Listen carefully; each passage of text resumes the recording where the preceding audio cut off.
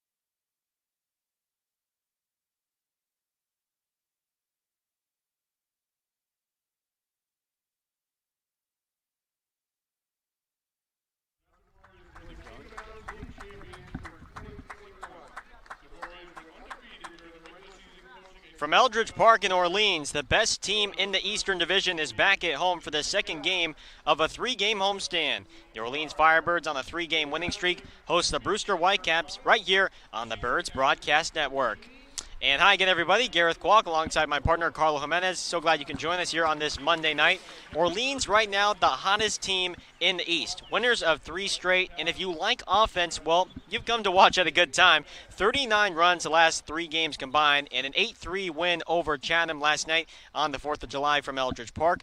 Will this team be able to keep up its momentum tonight against one of the best pitching teams on the Cape in the Brewster Whitecaps? Last time these two faced, Orleans put up 19 runs in a 19-6 win just on Friday. We'll see if Orleans can continue that tonight. For now, let's go to our early bird pregame show, and let's go to our sideline reporter, Noah Searson. Noah? Yeah, appreciate it, Gareth. Like you said, best team in the East right now, and it's all because of that vaunted offense. What's going on, Noah Searson? I got Carlo Jimenez alongside with me. We got a lot to get to in today's pregame show, and as always, we're going to recap what was a fun 4th of July for the Firebirds. No actual fireworks at the game, but there were some in-game. A couple bombs, one from Chase DeLauder. You also had one from Peyton Chatney, and that's kind of been the story the past couple games, Carlo, is the Firebirds have been hitting the ball out of the yard left and right, and you know it's great to see because we knew it was a power squad. We knew that coming into the year. Hadn't really seen it yet, but 39 runs, 3 games, and you know the first 2 games in that stretch were both great, and yesterday against Chatham, it felt pretty dominant again, Carlo. Yeah, an offense that's been powered by 11 home runs in the last week. They've been terrific now, leading the league in home runs. It's just been fun to watch. The wind's been blowing out, which has been a difference, something that we won't see today, but balls are really carried at Eldridge, and the Firebirds have taken advantage. Well, I guess kind of scary things for other teams thing to note is that Chase DeLauder in that stretch, 4 jacks. You know, dude's on absolute fire. None of them have been to right field. Chase, a left-handed hitter. He has not pulled a home run yet. When he does, You just better hope you didn't park your car there because he might be breaking some windshields. Firebirds offense been clicking on all cylinders. And one of those games during that stretch, of course, the absolute dismantling of Brewster. The first time the Whitecaps came to Eldridge Park, they scored 19 runs in what was kind of a misty day. Firebirds really rained down on the Whitecaps. But other than that game, Brewster has had a phenomenal pitching staff.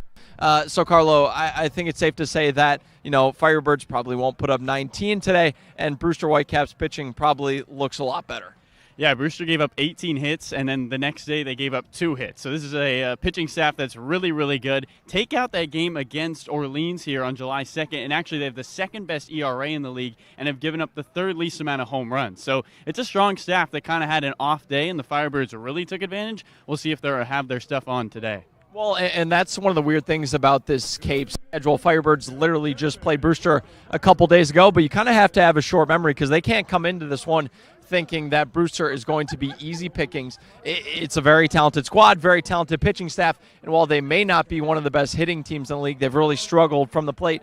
Once they get on base, they're really gritty, and they like to get after it on the base paths. That's the preview for tonight's matchup. But on the Firebirds side, you got Max Rajic going. It sounds like they might be willing to stretch him out a bit more from what I heard from pitching coach Troop. 60 pitches. It's what he's going to be allowed now, which he was a closer at UCLA, trying to stretch him out. And so far in his time as a Firebird, Carlo, he's been fantastic. Yeah, hasn't given up a run yet, and hitters are 0 for 11 with runners in scoring position against him. So he's been really, really good this year and has just looked like he's in a rhythm and has looked good, making good pitches at the right time, finding his zone. He hasn't struck out a lot of guys, but he's done a good job so far this year. So Rajic, you maybe get another inning or two past what we've seen out of him in the past. Maybe gets the 4th, maybe even 5th, but probably 4 innings is realistic for Rajic.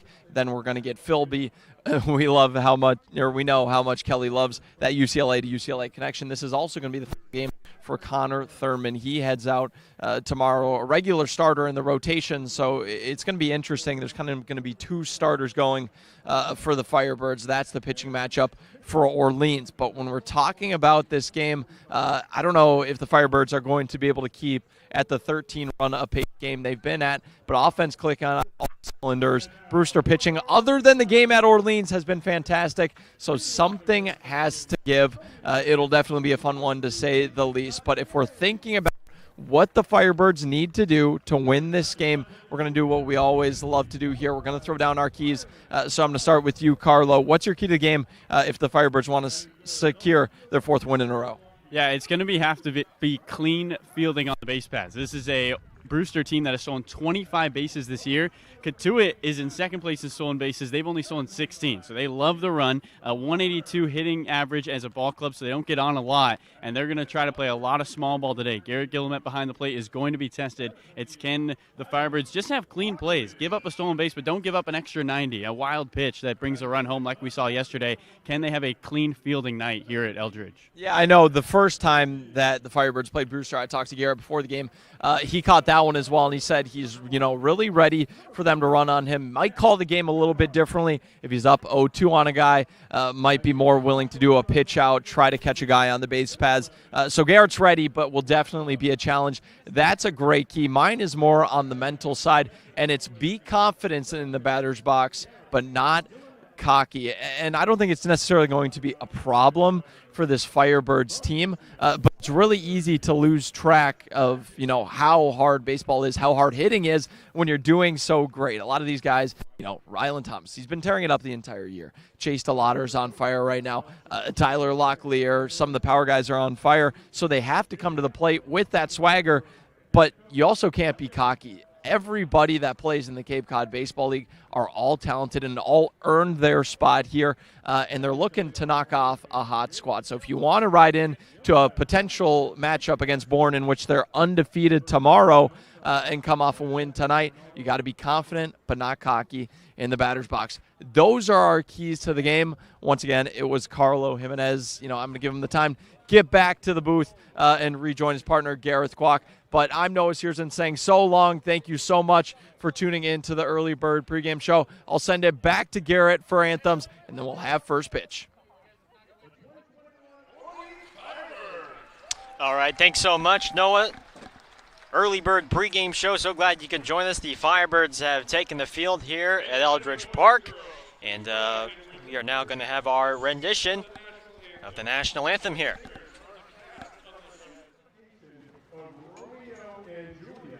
And here from the Academy Playhouse, here are the members of the cast of Station of Romeo and Juliet. We have Terrence Brady, Emma Taylor, Frankie Schumann, Mark Roderick, and Allison Hyder. All are actors that performed for years on the game to bring musical elements of humor to Shakespeare's classical tale. The whole family can join the fun and catch the show next Friday, Saturday nights, and with a Sunday matinee that's July 9th, 10th, and 11th, and the show is for all ages. Take it away. Oh, say, can you see by the dawn's early light what so proudly we hailed at the twilight's last gleaming, whose broad stripes and bright stars through the perilous fight o'er the ramparts we watched were so gallantly streaming, and the rocket's red flare, the balls bursting in air, gave proof through the night that our flag was still there. Oh, say does that star-spangled banner yet wave o'er the land of the free and the home of the brave?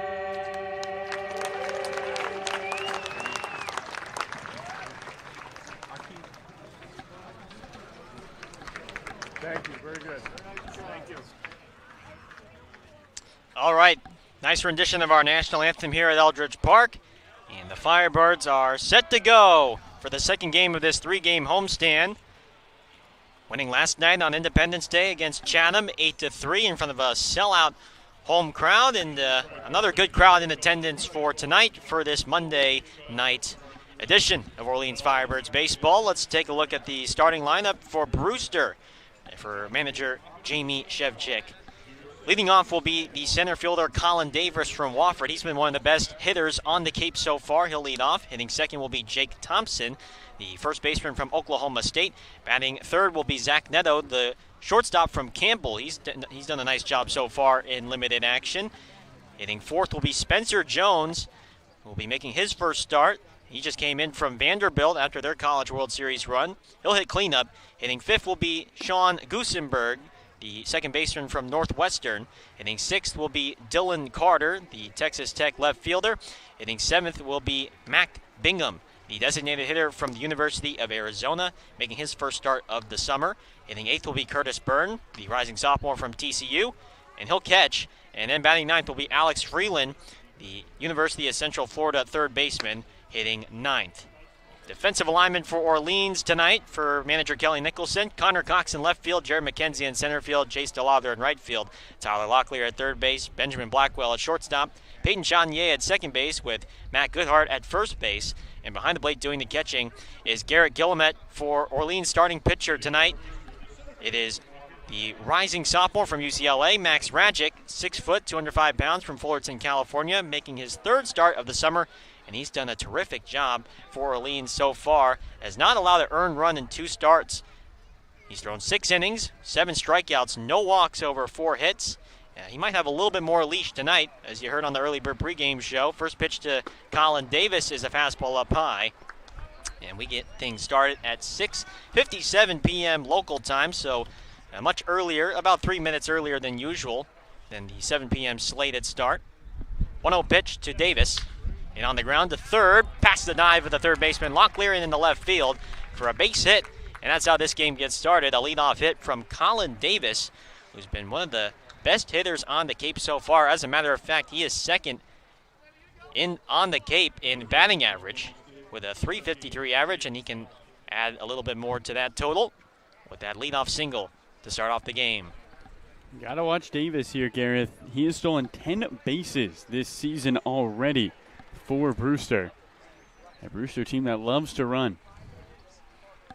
Here's the left-handed hitting Jake Thompson out of Oklahoma State. Good speed on first. First pitch is a breaking ball. That catches the inside corner for a called strike. 0-1. So Rajic making his third start of the summer.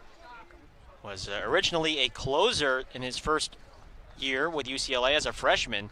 He did a fantastic job. Runner goes, swung on and missed. Throw down the second attack from Blackwell, and he is out at second.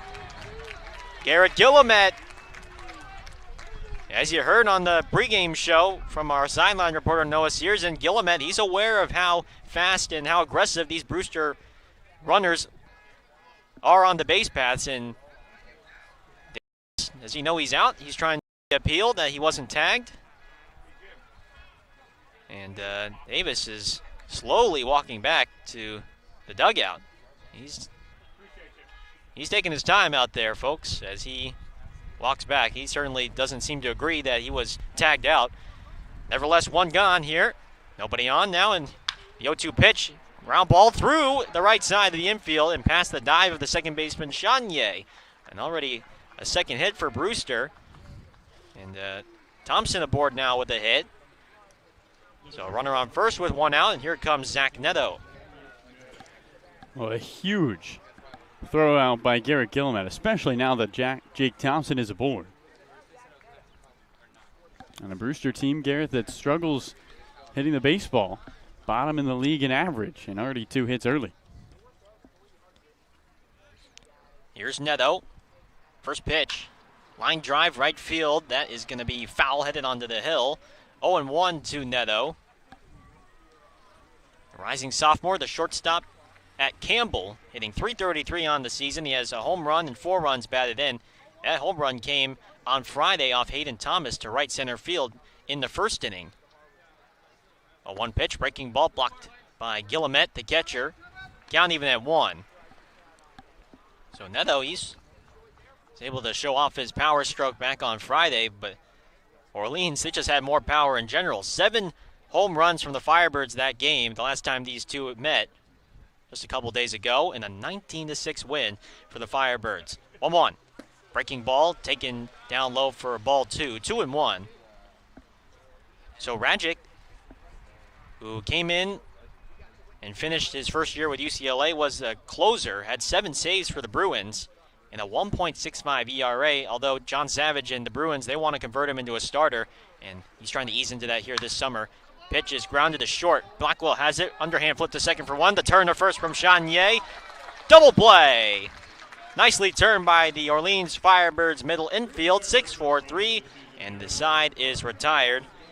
We go to the bottom of the first. No score here between Brewster and Orleans, just getting things started when we come back here on the Birds Broadcast Network.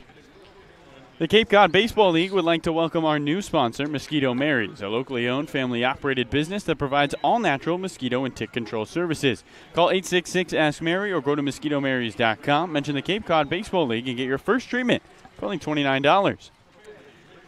Cape Cod Coca-Cola thanks you for supporting the Cape Cod Baseball League. Cape Cod Coca-Cola has been proudly refreshing the community for over 30 years, and we're honored to support the CCBL and many other wonderful organizations on the Cape. Well, thank you so much, Mr. Jimenez. Always appreciated. And it's now time to meet the starting lineup for the Firebirds tonight for manager Kelly Nicholson. Leading off will be the second baseman, Peyton Chanier from Ole Miss. Been off to a nice start at the plate and in the field. He'll lead off, and hitting second will be Ryland Thomas, the best hitter on the Cape right now, average-wise. He will DH and hit second. Hitting third will be Connor Cox, the left fielder from Long Beach State. Hitting fourth will be Chase DeLauder, the right fielder from James Madison. He's been off to an incredible week so far. Hitting fifth will be Tyler Locklear, the third baseman from VCU. Hitting sixth will be Jared McKenzie, the center fielder from Baylor. Hitting seventh will be Matt Goodhart, the first baseman from Arkansas. Hitting eighth, Benjamin Blackwell, the shortstop from Dayton. And hitting ninth will be Garrett Guillemette, the catcher from the University of Southern California. Defensively for the Brewster Whitecaps tonight, it will be Dylan Carter out in left field, Colin Davis in center field, Spencer Jones in right field. with Alex Freeland at third base, Zach Neto at shortstop, Sean Gusenberg at second, and Thompson, the first baseman. And behind the plate doing the catching, Curtis Byrne. For tonight's starting pitcher for the Whitecaps, it's going to be the left-hander from Florida State, Bryce Hubbard. 5'11", 190-pound left-hander who was the Seminoles' Saturday starter for Florida State, and he was terrific for them. In 16 appearances and 14 starts, he had a 3.8 ERA and 71 innings pitched. Only 29 walks, over 94 strikeouts. Hubbard was just terrific for Brewster, and here he is coming on in, and the wind is blowing in, and unlike the past couple of nights here, Carlo, at Eldridge Park, where the wind has been sort of blowing out toward the outfield, now it's back to what it was at least a week ago when the wind was blowing in and where fly balls went to die instead of carry. Yeah, it is a totally different environment when the wind's blowing in. We saw that when the Firebirds just scored 6 runs in 3 games before this offensive explosion. All those games, the wind was blowing in here at Eldridge Park. So we'll see how the Firebirds adjust with the elements not necessarily on their side today. Hubbard making his 3rd start of the summer. He's thrown 9 innings. He has 16 strikeouts, over 4 walks. Had a terrific last start against YD on June 28th. He threw 5 innings, gave up only 1 hit, 2 walks, and 9 strikeouts. So he's a strikeout master. First pitch to Peyton Chanier is up high and away for ball 1. So these Firebirds hitters have to be ready. He's got good stuff. Bryce Hubbard making his 3rd start of the summer. 1 ball, no strikes to Chanier. Pass ball on the inside corner. A called strike, 1-1. Chanier, who has 3 hits and 10 at-bats to start off the summer here at Orleans with 2 home runs, 7 runs batted in. From the windup, 1-1 pitch. And it's low and in, and it rolls toward us here at the broadcast booth. 2-1 to Chanier. And a nice 2-run home run off Austin Vernon last night against Chatham. A towering shot over the left field fence and into the parking lot.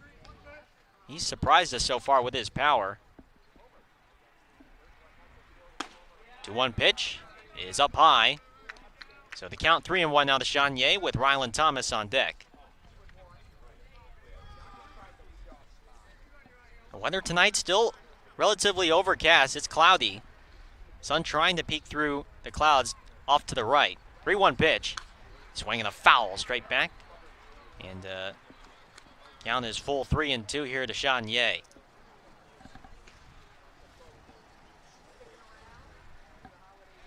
Chanier, who so far coming to Orleans, he's in his 3 games, they've all won. With Chanier in the lineup, he just kind of shrugs it off though and just says his teammates helped out. 3-2 pitch, swinging a foul straight back. And we'll do it again, 3-2. One of the nicest guys you'll meet out on the field, off the field. And he's brought a big energy boost to this team with his personality.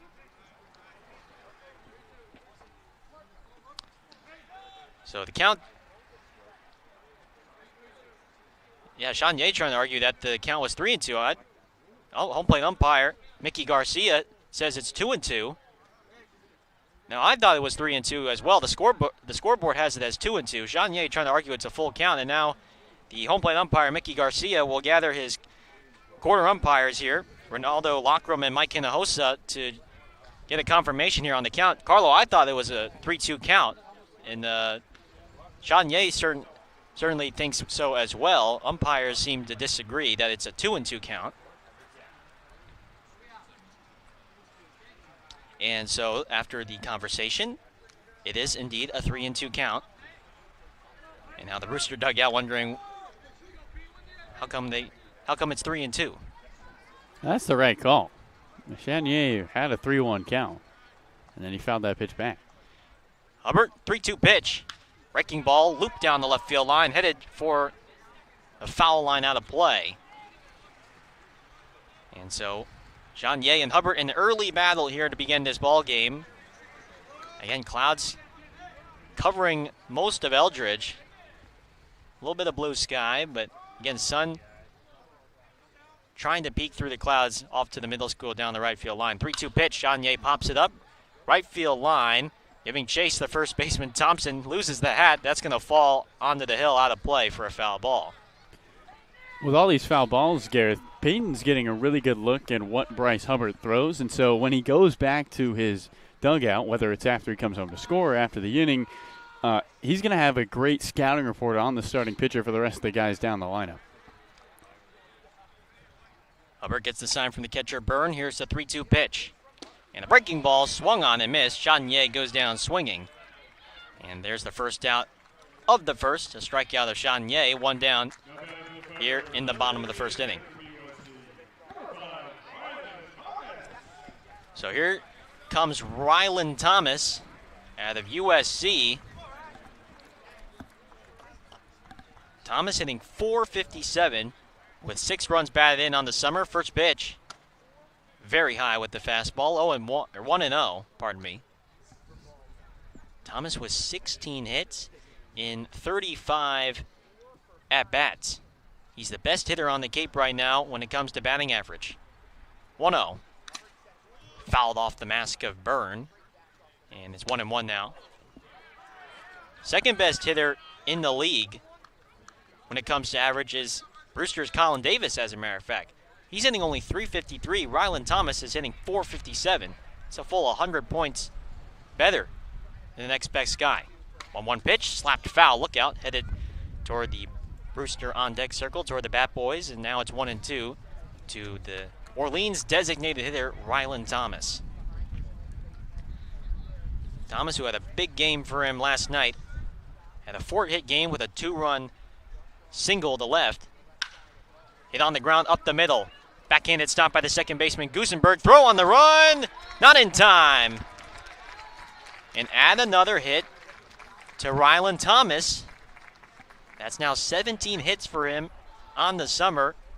Just a little bit over 2 weeks in. An infield single, and he's aboard with Connor Cox due up. Yeah, good job getting there. Gusenberg had a tough throw going across his body. He knew with the speedster Thomas he was going to have to get that ball quickly over to first. And Rylan, another infield single. Right-hand hitting Cox, the left fielder from Long Beach State, stands in here against Hubbard. First pitch, fastball up high for ball 1. Cox, who was not in the starting lineup last night, hitting .222 with 4 runs batted in on the summer so far.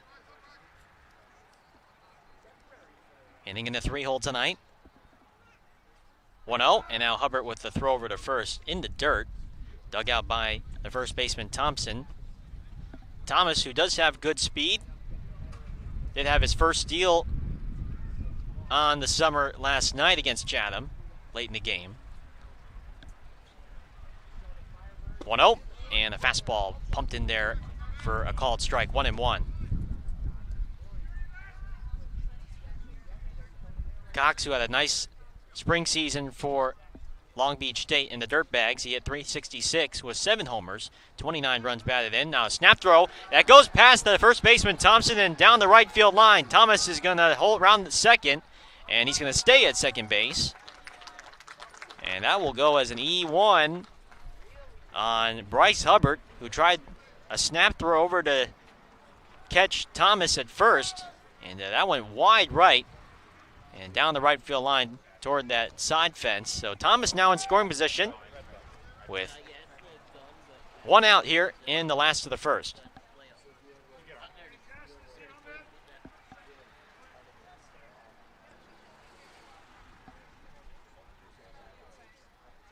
One ball, 1 strike to Connor Cox. Hubbard with a look over at second, deals. And it's very outside for ball 2, 2-1. Hubbard, who had such a solid year for the Seminoles this spring. He was a freshman All-American by Collegiate Baseball and named to the All-Freshman ACC team. He's a star over there at Florida State. 2-1. Cox pops it up. This one's going to go behind the screen and out of play onto the hill. And the count now 2-2. Hubbard had 6 or more strikeouts in 10 of his 16 appearances. He's got quality stuff. Firebirds have to be disciplined at the plate against a strikeout getter in Bryce Hubbard. Thomas at second, 2-2. Slapped foul. Look out right into that netting right there that protects the Orleans Bat Boys. Good thing that screen is there, or else there would have been some trouble out there by the on-deck circle. Someone could really have gotten hurt. That's what that protective screen is there to protect the Bat Boys and the Ball Boys of Orleans along the first base side. Remains 2-2 to Connor Cox. Here it is. And a fastball low and in. And another full count, 3-2 with Chase DeLauder on deck for the Firebirds. Hey, Gareth, you mentioned Hubbard's got strikeout stuff, but he's not pumping high 90s past you. He does a really good job of hiding the ball before he releases it, and that creates the illusion of a little more speed as hitters have to pick it up late on its way to the plate. Full count pitch, Hubbard versus Cox. Swinging a foul straight back to the screen, and have ourselves another battle here. Chanier able to see a lot of pitches from Hubbard. Cox able to do the same right now. It's always a good thing when these top-of-the-order hitters can fight off pitches and really work the starter early in the first. Get that pitch count up. 3-2, here it is. Breaking ball swung on and missed. Strike three. The big curveball. Cox unable to make contact, and there's two away now here in the last of the first. And curveball has now gotten Chatinier and Cox. And up comes one of the hottest hitters in the Cape Cod, and Chase DeLauder. Chase DeLauder hitting .314 with 5 home runs, 11 runs batted in. He leads the Cape in homers with 5. He's been on the tear at the plate for Orleans the last 3 games. Long look at second, and now Hubbard's going to fake a move over to second. DeLauder had a home run back on Wednesday at Catuit. Then 2 home runs against Brewster on Friday. First pitch, breaking ball is low for ball 1. And then he hit another home run last night against Chatham. Went opposite field. All 5 of his home runs have gone the other way, which is the impressive part about it. We've seen his power, his pull power, but his opposite field power is almost equally as impressive. 1-0 is rolled to first. Thompson charges. He's going to glove it, and he'll tag on first. And the side is retired. No runs on 1 hit, 1 error, and 1 is left stranded for Orleans in the last of the first. We go to the top of the second. No score between the Brewster Whitecaps and the Orleans Firebirds, and we'll be right back here on the Birds Broadcast Network.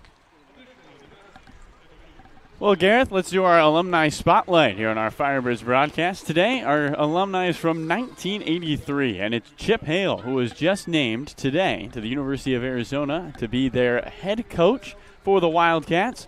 Hale, a former manager of the Diamondbacks back in 2015 and 16, has spent the last couple of years as a bench coach for the Washington Nationals and will become the 6th coach in Arizona baseball's modern history and the 17th overall. He was here when the Firebirds were the Cardinals and hails from San Jose, California, which is not too far where we're from, Garrett. Well, he lives closer to you than to me.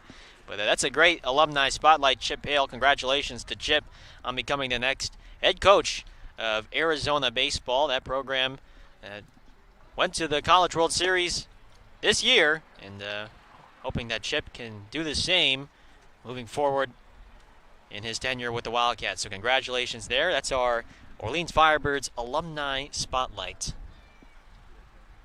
here in the top of the second. After 1, no score here between Brewster and Orleans. Second time these two teams have faced off in one another here in 2021. And Max Radchik will face off against the 4, 5, and 6 hitters for the Whitecaps. First pitch to Spencer Jones is a breaking ball that wraps around the outside for a called strike. 0-1 to Jones, the rising sophomore from Vanderbilt. This is a big guy, 6'7", 225 pounds. 0-1. Another curveball outside corner taken for called strike 2. 0-2 to Jones. He hit .274 with 3 home runs and 10 runs batted in for the Commodores the regular season. 0-2 pitch. Fastball up high. 1-2. He did get in a plate appearance yesterday against Harwich, and he was hit by a pitch. 1-2. Breaking ball, swing and a miss. Guillemette has to collect, throw the first in time. And for Max Rajic, his first strikeout of the ball game, and there's one away here in the top of the second. Yeah, that's a big out there for Max Rajic. Was helped out a lot by his defense in the first inning, the caught stealing, and then the double play on a nice turn by Benjamin Blackwell and Peyton Chatinier up the middle. And to get the first out on a strikeout in the second has to feel good for his confidence. Here is Sean Gusenberg now from Northwestern. First pitch grounded up the middle, diving stop by Chanier, but he will not have time to throw out Gusenberg at first. So a sharply hit ground ball through the legs of Max Rajic up the middle, and it's going to be the third hit of the game already for the Whitecaps, and with one on and one out, here is now Dylan Carter for Brewster.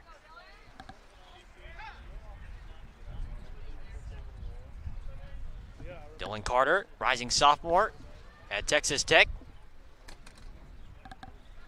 He's the left fielder tonight. First pitch is up high with a breaking ball by Rajic. 1-0. Carter, who hit just .207 with a home run and 15 runs batted in for the Red Raiders in the regular season. He was a part-time starter in the outfield for Texas Tech. Takes a 1-0 fastball on the outside corner for a called strike. 1-1. So he wasn't able to really get it going offensively with the bat. Didn't help that he missed all of fall ball with Texas Tech. 1-1. Line drive down the left field line. Thomas will give it a look, but it's foul. And the count now 1-2 to the Brewster left fielder Dylan Carter. He missed fall baseball after undergoing surgery for an undisclosed injury and did not make his first appearance until March 26th. So the injury hobbled him in the preparation leading up to the season, and then had to make an appearance midway through. 1-2 pitch, runner goes, breaking ball up high. Guillemette's throw down the second. Blackwell to tag. Did he dig it out? Did he tag him? He got him again!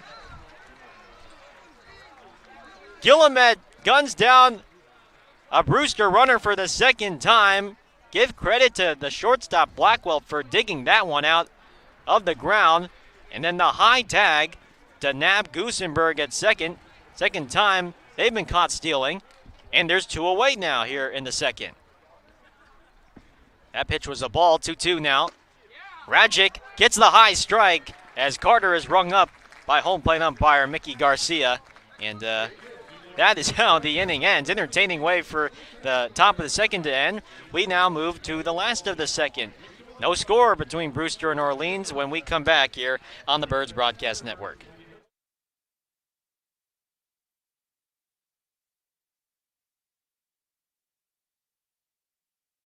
Hi, I'm Steve Anzoni, owner of Fairway Financial and Cape Cod's Retirement Income Specialist. If you want to hit a home run with your retirement income plan, schedule a time to meet with me today. Get more details at fairwayfinancial.net. That's fairwayfinancial.net.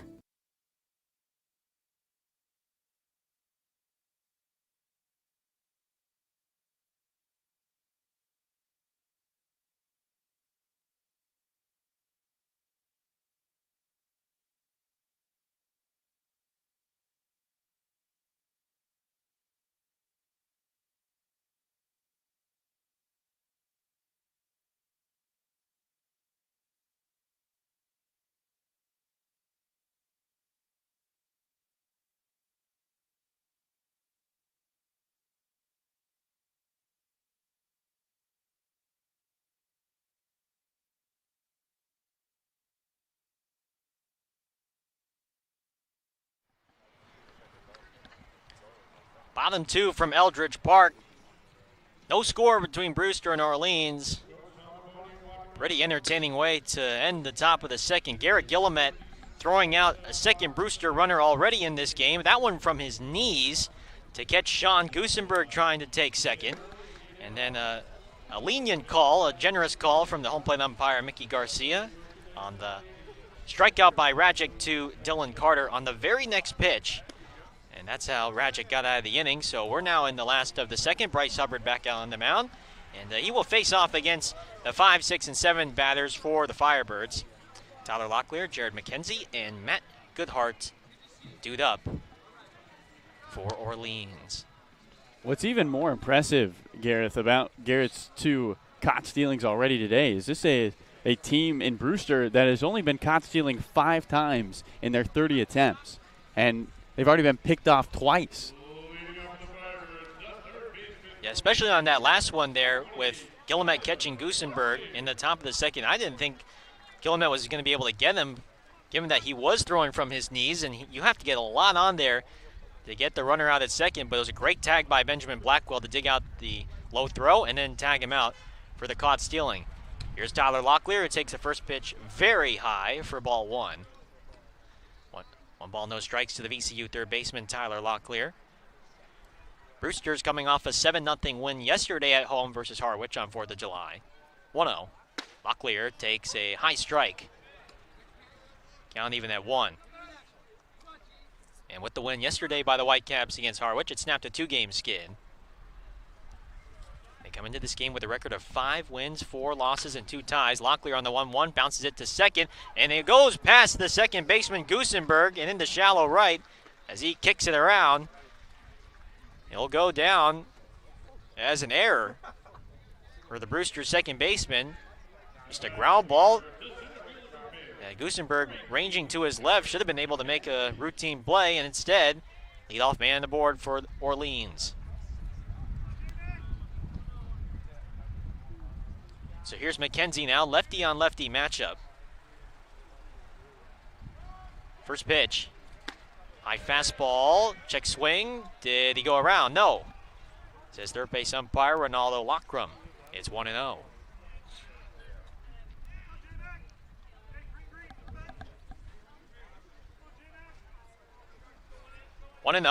Locklear at first. Hubbard stares him down at first. Now comes home. And it's in the dirt. 2-0. The official score has ruled that as a hit, actually. So it's a hit for Tyler Locklear. Thought for a second it wasn't hit that far away from Goosenberg to his left. Looked like it was, if you ask him, it should have been a play he could make. As McKenzie takes a 2-0 fastball very high and in, and it's 3-0 now to the Baylor center fielder. McKenzie hitting .257 with a couple of runs batted in on the summer so far.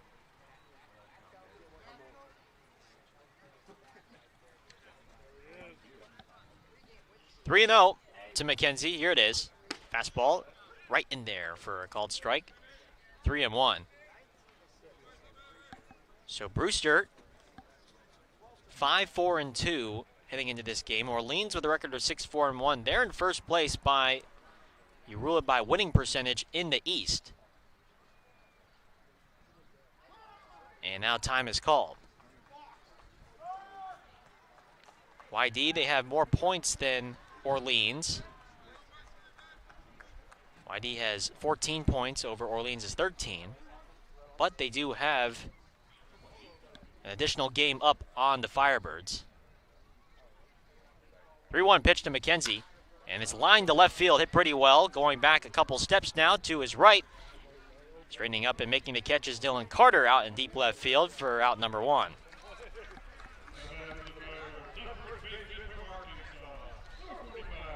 So it's not off points for how the standings are determined.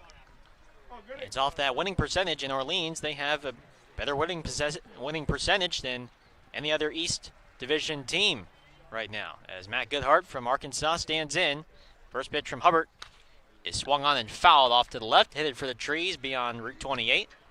0-1 to the Orleans first baseman. Goodhart is 2 for 9 so far this summer. He was activated a week ago. He does have an RBI. Oh, 1 pitch. Breaking ball high. Count even at 1.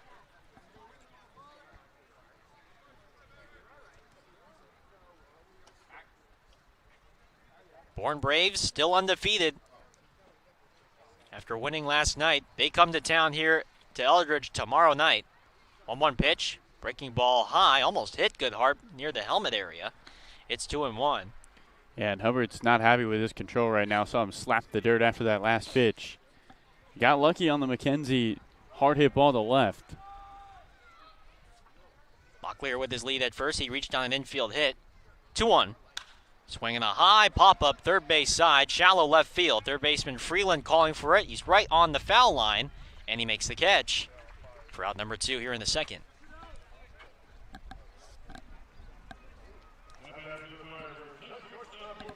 So 2 out now, and here is Benjamin Blackwell, the shortstop from Dayton. Off to a slow start offensively, just 3 hits and 20 at-bats. He does have an RBI. Also has 13 strikeouts in those 20 at-bats. First pitch, fastball high and away. 1-0 to Blackwell,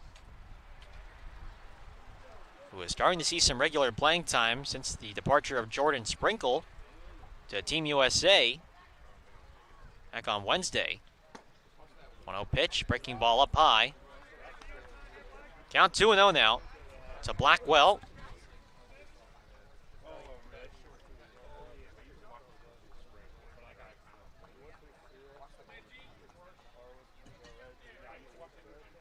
Hubbard gets the sign from the catcher Byrne. Now comes home. 2-0 pitch. Big swing and a miss. Blackwell swinging for the fences on that swing. It's 2-1. Hubbard's still just a second year, who just finished his second year with Florida State, a second-year freshman, rising sophomore. Was the number 4 left-handed pitcher out of high school, according to Perfect Game, in the state of Florida. Fastball on the 2-1, swung on and missed again by Blackwell, and now the count is even at 2. Garrett Gillimet is on deck for the Firebirds if Blackwell can extend the inning. 2-2. Swing and a miss. Hubbard pumps 3 fastballs right past Blackwell, and he can't catch up. And the side is retired. The leadoff hit and the leadoff runner stranded for Orleans and Tyler Locklear. We head now to the third. It's Brewster nothing, Orleans nothing. And let's now go to our sideline reporter, Noah Searson. Noah? Yeah, appreciate it, Gareth. So coming into the game, one of the big storylines is the offense for the Firebirds. 39 runs in the past 3 games. But, you know, one thing that weaves all 3 of these games together is the fact that the Firebirds have not taken on-field batting practice. In those first 2 games, there's a lot of rain. Didn't want to ruin the field before the game. So that's why they weren't taking BP. But they could have taken it yesterday, and they elected to take it in the cages. And then once again today, they took batting practice in the cages just beyond the parking lots of Eldridge Field. And I kind of talked to the guys, and I was like, why aren't we taking on-field batting practice, especially today when it was set up for it? And Justin Mickness told me, we scored 39 runs in the past 3 games. Why would we change up what we're doing now? So Firebirds getting a little superstitious, and I had to inquire more. Tyler Locklear told me that, you know, a lot of the team had decided that, you know, it was better to take it in the batting cages. But out of all that were the most superstitious, this came down from the coaches. It's the pregame ritual has changed up a bit, but it's been working out. Firebirds offense firing on all cylinders. So if it keeps going like this, probably not going to be seeing much on-field batting practice soon, because if it's going to work, you don't change it up. Guys, back to you. All right, thanks so much for that, Noah. And yeah, it's been the case. I mean, as us broadcasters, us media, we like seeing, you know, the hitters, you know, see how far they hit it out into the field. But if you're on this 3-game streak, why change, as Justin Mickness said? First pitch to Mac Bingham out of Arizona is a fastball on the outside corner for a called strike, 0-1. And you know, these guys, they're superstitious. They're the hottest team right now in the East. They got to do whatever it takes. A 1 pitch, Bingham grounds one to second. Chanier fields, throws to first, a low throw, and it's caught by Goodhart, and Bingham is retired for the first out of the top of the third. Yeah, when you score 13 runs on average in 3 games, you probably don't want to change too much, Gareth.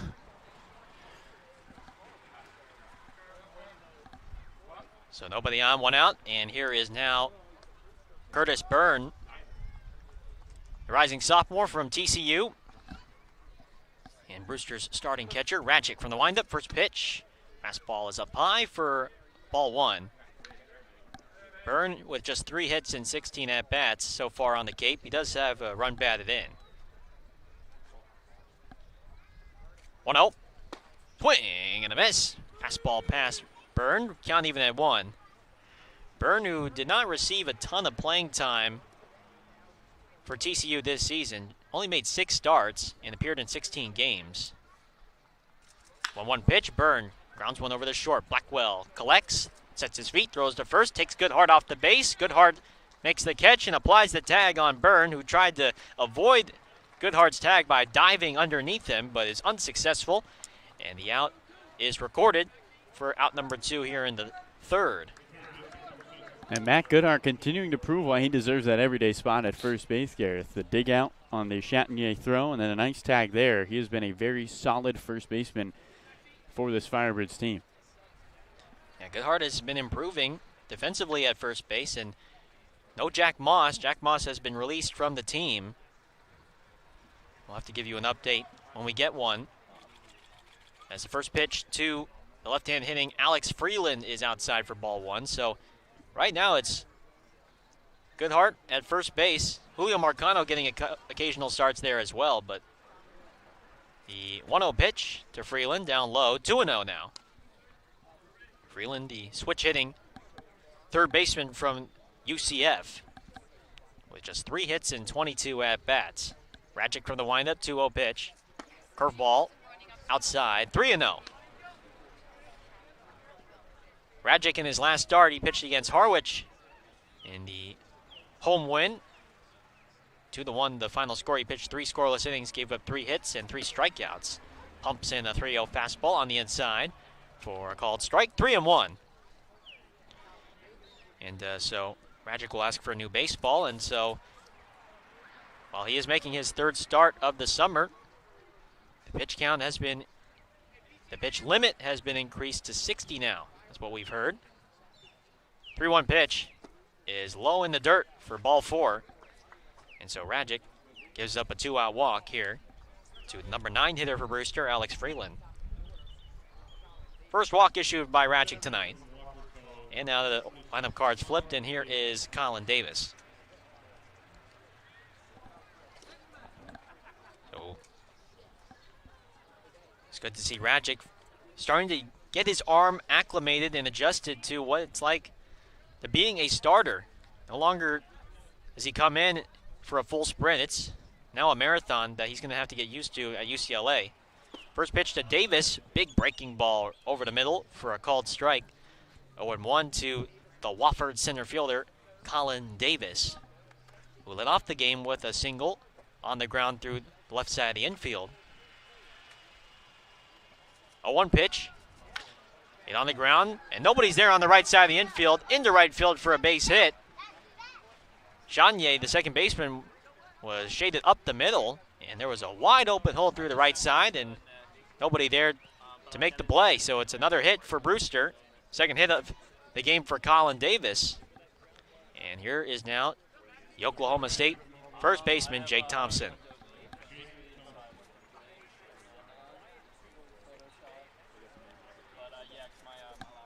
So Freeland at second, Davis at first. Already 3rd inning for Rajic, where he's had to try and work himself out of some trouble. First pitch is a high fastball that catches the zone for a called strike, 0-1. Thompson singled in the first, in his first at-bat.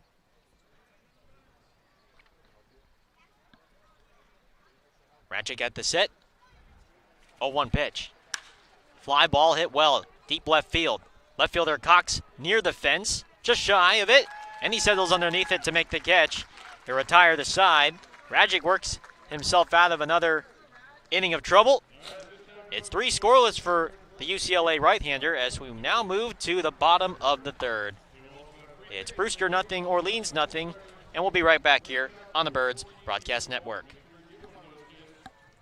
Well, Gareth, let's bring you the Around the Cape League scoreboard. 1 game has already been complete, and 2 are in action, 1 getting set to start. The final, YD takes down Falmouth at Red Wilson Field 5-4. Top of the 7th, one we're scoreboard watching. Katuitt leading the Bourne Braves, who are undefeated 2-0 at Doran Park. Braves in jeopardy of losing their first game of the summer. Harwich has an early 1-0 lead over Wareham. That one at White House Field. The Mariners looking for a win over the Gatemen.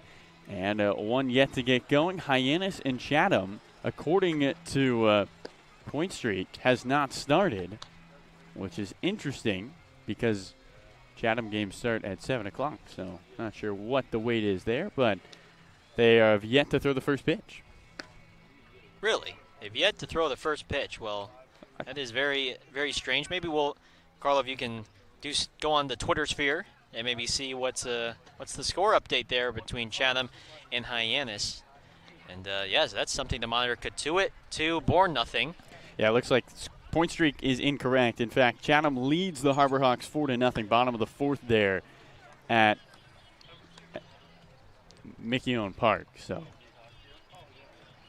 4 games in action, 1 completed. There we go.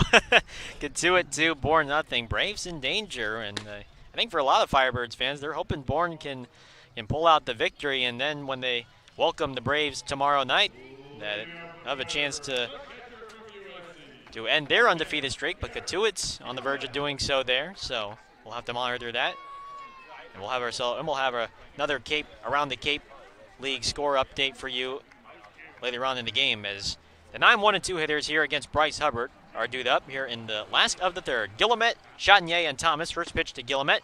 Big, hefty swing and a miss from the USC catcher on the first pitch. It's 0-1. Guillemette with 4 hits and 17 at-bats. Had a big game against Brewster on Friday with the 2 home runs and 4 runs batted in. Swings and misses again at the 0-1 pitch on the fastball, and he barks at himself in frustration, and now it's 0-2 to all Pac-12 selection, Garrett Guillemette. 0-2. High fastball taken for ball 1, 1-2. Garrett has made a nice couple of plays, catching 2 Brewster runners, trying to steal second already in this one.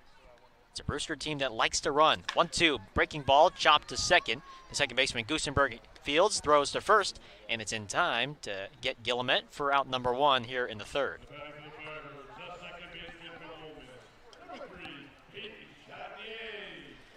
So Chatinier now will get his second turn now against Bryce Hubbard. Hubbard with 3 strikeouts already. And he went 5 innings in his last start. So he's definitely going to see another inning or 2 perhaps. First pitch. Curveball at the knees to Chatinier. A called strike, 0-1.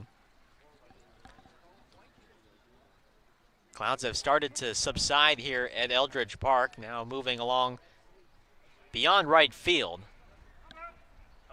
If you look overhead, it's mostly blue, as the 0-1 pitch is fouled straight back, and it's now 0-2 to the Ole Miss second baseman. As the sun now just is almost set beyond the middle school off to the right. It's still peeking out a little bit, but it's almost behind it completely. No balls, 2 strikes. The pitch from Hubbard, and the high fastball laid off for ball 1, 1-2. Chatinier struck out swinging back in the first. Did see a lot of pitches, really worked it to a full count.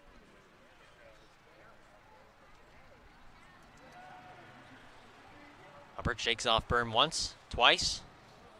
Now gets the sign, and the pitch he wants. 1-2. Chatinier fouls it straight back again.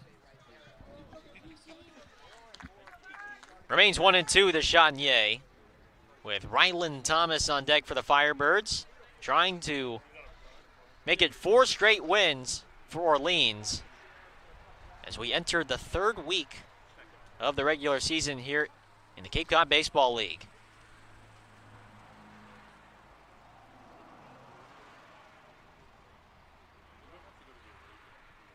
Hubbard's 1-2. Breaking ball, slapped foul down the left field line. And so Chatinier and Hubbard once again battling. Chatinier spoiling Hubbard's pitches. And Hubbard's been trying to spin that breaking ball. He's been able to do it a couple of times. He's also lost the control a couple of times. But when he's on, it's on. 1-2 pitch. Chanier fouls it into the glove of Byrne, and that's strike 3. Strikeout number 4 for Bryce Hubbard tonight, and there's 2 gone here in the last of the 3rd. Somebody let those people know 4th of July was yesterday. I was just about to say, I was like, that can't be a gun. That can't be a gunshot. That's got to be fireworks again.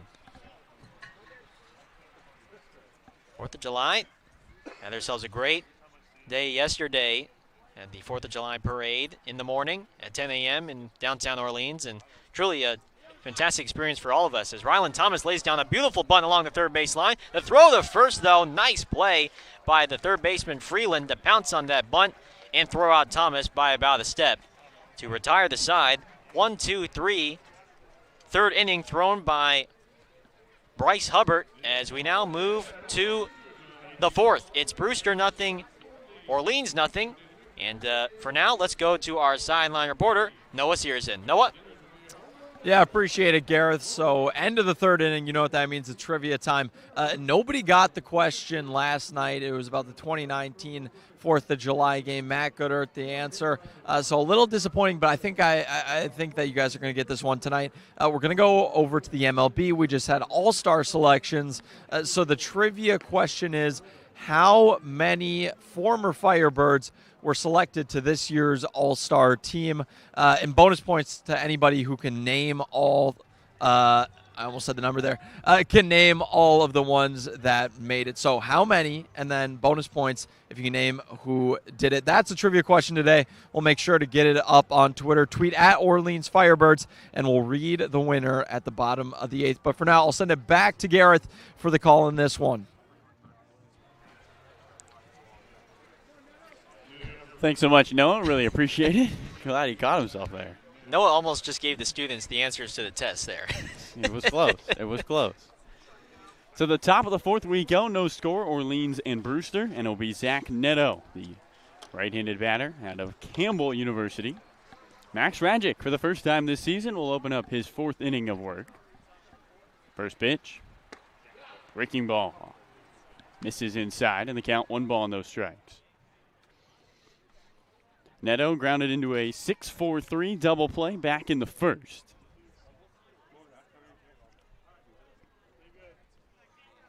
Rajic shakes off 2 signs, 1-0. And that one got Neto on the back leg. Another breaking ball that missed inside. And for the first time since the 1st inning, Brewster has the leadoff man aboard. Well, Carlo, make that now 16 hit by pitches now for Orleans pitching. They lead the league in that category. And that's been really the one blemish is the hit by pitches. Throw down to first, back with a head first slide is Zach Neto. Yeah, the Firebirds have struggled with command. A lot of that was the first week. Since then, it's been pretty under control. So no score, but the go-ahead run at first base. Zach Neto takes the lead, and it's the lefty Spencer Jones as he looks at a first pitch ball away. Count 1 ball and no strikes.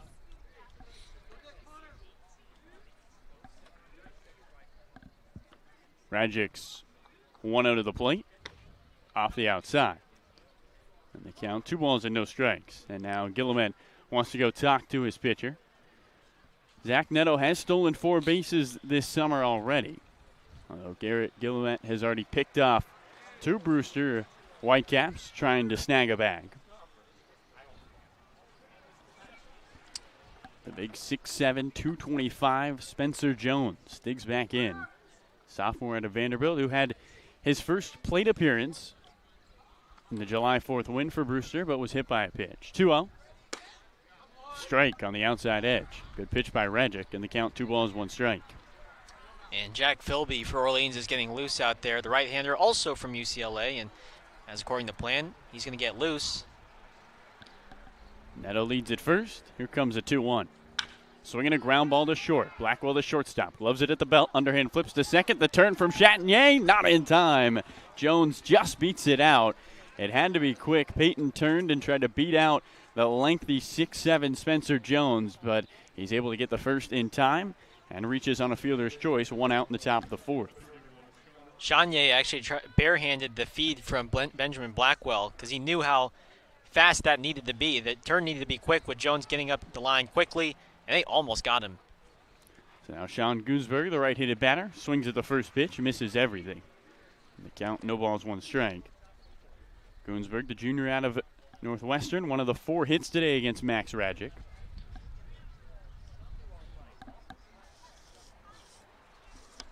Hitting at first, the lengthy Jones. Here comes the 0-1.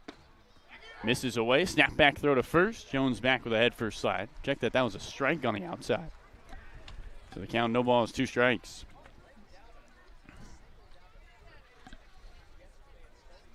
No score, Orleans and Brewster. Round 2 here at Eldridge Park. 0-2, swinging, here's another ground ball. Right towards the second baseman, Peyton Chatinier. He gloves to Blackwell, throw to first. Again, not in time. That middle of the infield busy. 2 potential double plays, and both times the speed of Brewster able to beat him out. And there's 2 outs with a runner at first in the top of the 4th. Yeah, that's 2 straight high hoppers for Blackwell and Chanier respectively, and it's tough because you kind of have to wait for that ball, so that's an easy feed, a convenient feed to second, but it's also just hit not hard enough where you can turn the double play. Left-handed batter Dylan Carter takes the first pitch, ball low. The count, 1 ball and no strikes. Brewster does have 4 hits. Rajic gave up 4 hits in his previous 6 innings, but he's been able to work around him. 1-0. Just misses away. 2 balls and no strikes. The sun is set. The clouds starting to turn a peach color. Another beautiful night of baseball here on July 5th. 2-0. Swing and a miss. And the count, 2 balls and 1 strike. Gunsberg also a base stealer for this Brewster team. Pretty much everyone is. He snagged 2 bags this season. 2-1. Swing and a miss. Breaking ball as Carter, way out in front. And the count, 2 balls, 2 strikes. Lights starting to turn on. Wind was blowing in pregame, but now it's pretty quiet. 2-2. Just misses high. Guillemette holds it there for a second longer, trying to entice home plate umpire Mickey Garcia. And the count runs full, 3 balls, 2 strikes. Gunsberg leads at first. He goes 3-2. Misses away. Guillemette and Rajic were jogging back to the dugout. Heard skipper Kelly Nicholson give his verbal approval, and instead the top of the 4th will continue. Yeah, that outside corner looked like a great pitch from Max Rajic that wrapped around the outside, but Mickey Garcia not having it on that outside. Very good pitch from Rajic. I mean, you can't throw a better 2-strike pitch than that. Now in stands the righty, Mac Bingham, opening offering. And he swings and drives one into right field. The right fielder, DeLauder, starts back, charges forward, and makes a head-high catch. Batter is hit, 1 is walked on, 2 are left aboard. We will head to the bottom of the 4th. Still a scoreless game here between Brewster and Orleans at Eldridge Park.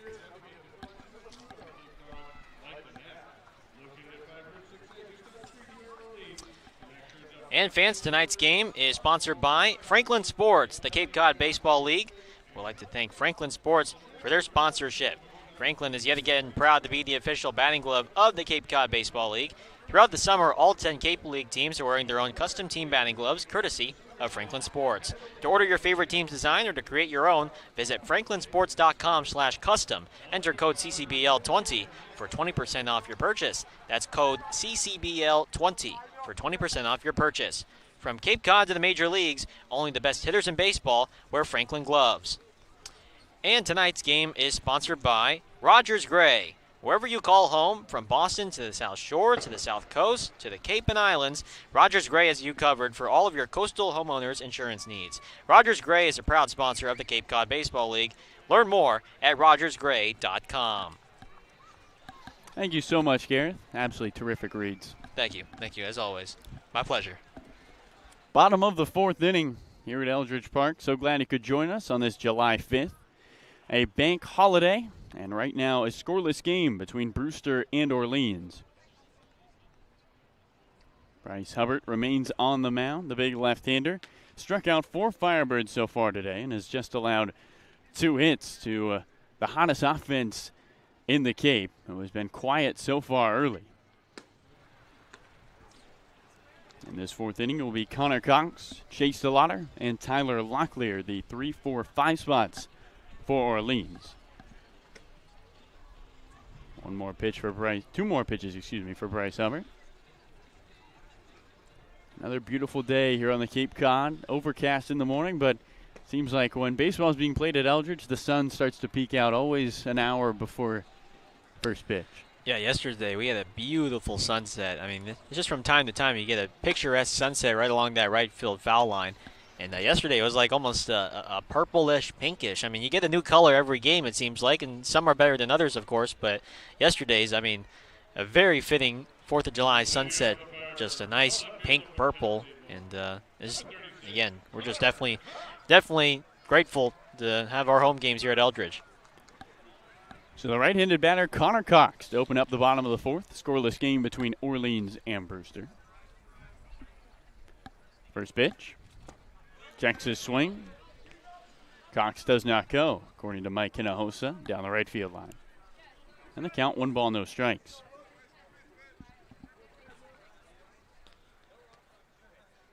Here comes a 1-0. Cox swings, pops one up, straight back. On to Route 28. Just misses a car. And the count, 1 ball, 1 strike. We haven't seen a car get hit yet. Fingers crossed for those out there driving on Route 28. Here comes a 1-1 to Cox. Breaking ball.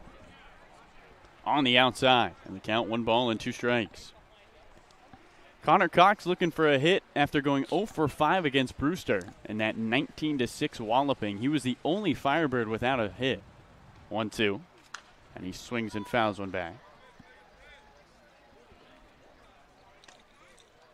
Cox, though, did make a terrific play in right, which was the final out of the game in the top of the 7th. Took a face full of chain link fence as he made a catch, moving back on a ball in right.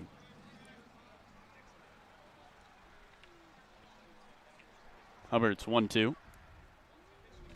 And Cox pops another one foul onto the hill. Couple of kids converge on it. And we'll try it again, a ball and 2 strikes. Cox, after making that great catch, was jogging back to the dugout, and one of our social media managers, Jesse Frazier, asked him, "You all right?" Here comes a 1-2. He swings and taps another one foul. Connor told Jesse, "I had to do something."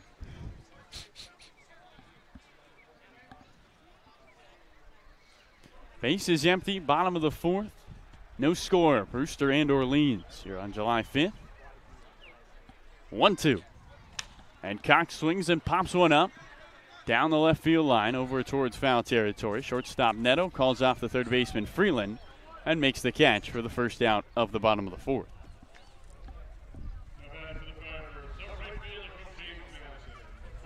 Yeah, right now, Hubbard's pitch count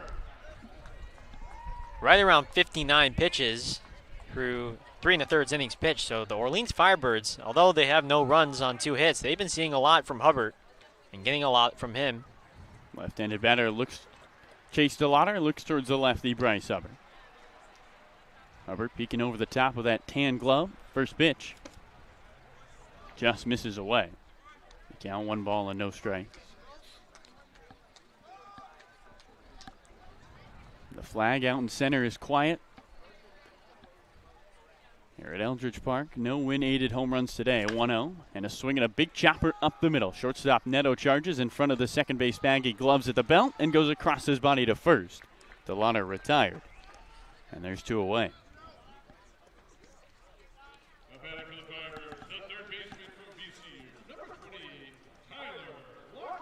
So Tyler Locklear, the right-handed batter, into the box with 2 outs and the base is empty in the bottom of the 4th. Hubbard, a big strikeout guy this past year for Florida State. The lefty deals, and Locklear takes a strike at the knees. In fact, Bryce, in the summer of 2020, in his last Wood Bat League, averaged 18 strikeouts per 9 innings. Was best in the league for all qualified pitchers. 0-1 on the inside. Locklear doesn't agree as he bends his back, shakes his head, and the count, no balls, 2 strikes. So far this summer, he's got 16 strikeouts in 9 innings and 4 tonight. 0-2. Locklear, emergency hack, fouls one off down the right field line and stays alive, and you'll see another 0-2 pitch.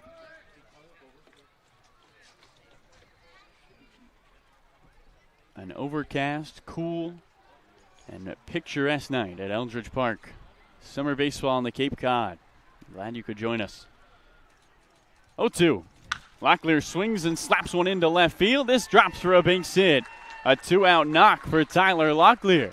And the 4th inning continues as up comes Jared McKenzie. It didn't look like he got it squarely on the barrel there off the bat of Tyler Locklear. Off the end of the bat, but he's so strong. And with his frame, he's able to dunk that one into left field. And Orleans trying to get a 2-out rally here and open up the scoring in what has been so far been a pitcher's duel. So left-handed batter Jared McKenzie, back-to-back lefties in the lineup for the Firebirds. Matt Goodart, another lefty due up. Opening offering, misses downstairs. And the count, 1 ball, no strikes. No score between Brewster and Orleans. Bottom of the 4th, 2 outs. Locklear leading at first, not a base-stealing threat. He's got 2 of the 3 hits tonight for the Firebirds. 1-0. Look out. Oh, and that got Jared McKenzie up on his head. The helmet pops off. He's on his back just in front of the plate, and hopefully he's all right. Training staff's going to go out and talk to him.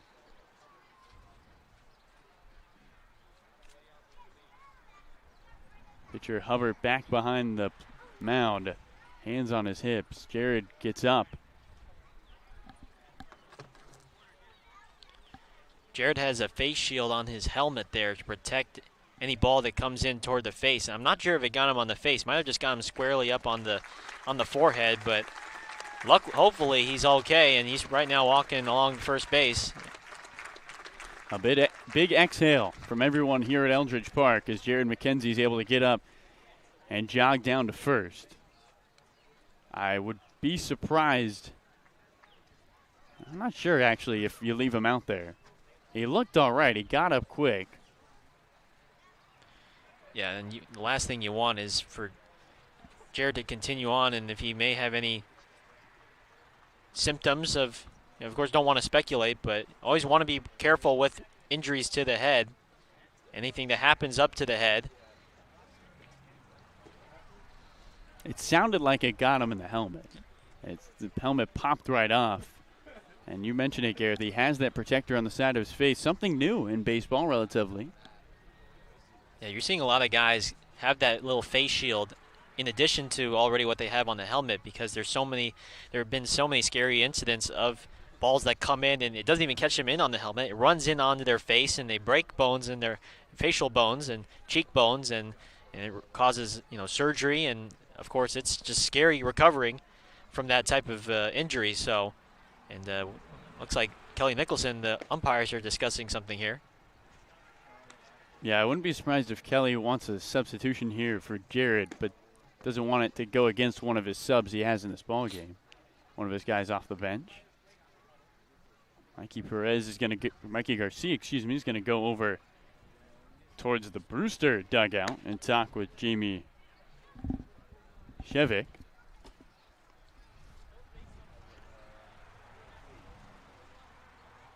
Let's see what skipper Kelly Nicholson does. Does have a couple options off the bench. And that's going to do it. Yeah, Jared McKenzie will jog down to the dugout. I think that's the right move. And Andy Blake is going to pinch run. Yeah, Andy Blake will perhaps.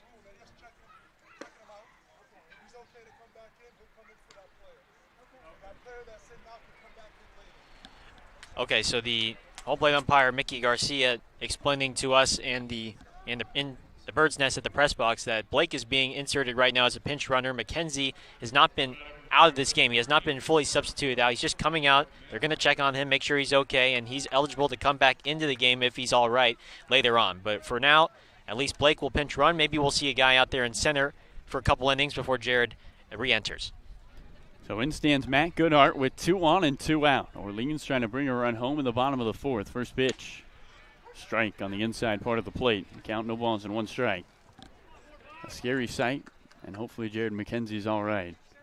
Bottom of the 4th inning, 2 outs and 2 on for Orleans. Looking to draw first blood here at Eldridge Park.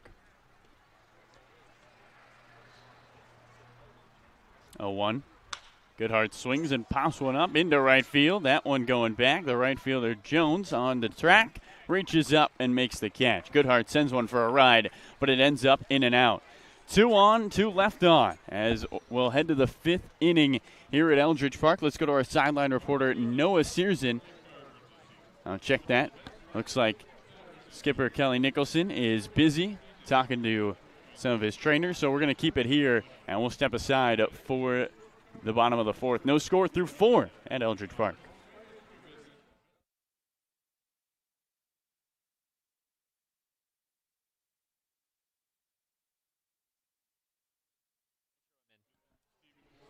Our Noah Searson has head skipper Kelly Nicholson. Noah, take it away. All right, yeah, appreciate it, Carlo. A little scary happening. Jared McKenzie gets hit there. Do you have any update on his condition right now? He's okay. He's okay. He's back in the game. Did he go through concussion protocol? He did. All right, perfect. And then Max Rajic got stretched out. He's actually going out here for this 5th inning. Had that UCLA closer role and was an All-American, but not necessarily used to seeing this many innings. What have you thought of his performance tonight? Well, he's at 60 pitches tonight, and we're going to give him 2 hitters, and then we're going to go to Philby when we get back to the top of the order, Noah. And then the plan is Thurman. I know he's heading out soon. He'll see some innings We'll tonight. see. Likely. Not necessarily. All right, cool. Appreciate it, Kelly. Back to you guys in the booth. Thank you, Noah, for the insight. Good to know. Jared McKenzie back in center field. He's all right. Brings a smile to our faces here at the booth. And Max Rajic will open up his 5th inning of work. You heard it from our sideline reporter, Noah Searson, talking to head skipper Kelly Nicholson. He'll have Byrne and Freeland, and then Philby will face Colin Davis. So Rajic knows this is his last 2 batters. In a scoreless game, we start the top of the 5th. Brewster and Orleans. Round 2, Firebirds on a 3-game winning streak. First pitch. And the right-hander swings and drives one into center field. Coming in the center fielder, McKenzie, and it drops in front of him for a base hit. Curtis Burns picks up a single on the first pitch of the 5th inning. The go-ahead run is aboard, and up comes Alex Freeland with 1 on and nobody out. It's already 5 innings now for Rajic where he's allowed a base runner on, so hasn't been able to get a clean 1-2-3 yet, and he won't be able to tonight, but he's done a nice job working his way out of trouble. He's gotten the ground ball and some help with his infield. Let's see if he can do it again here in this top of the 5th. So Freeland, the left-handed batter, kicks his bat twice, exhales, and climbs into the box. At first leads Byrne.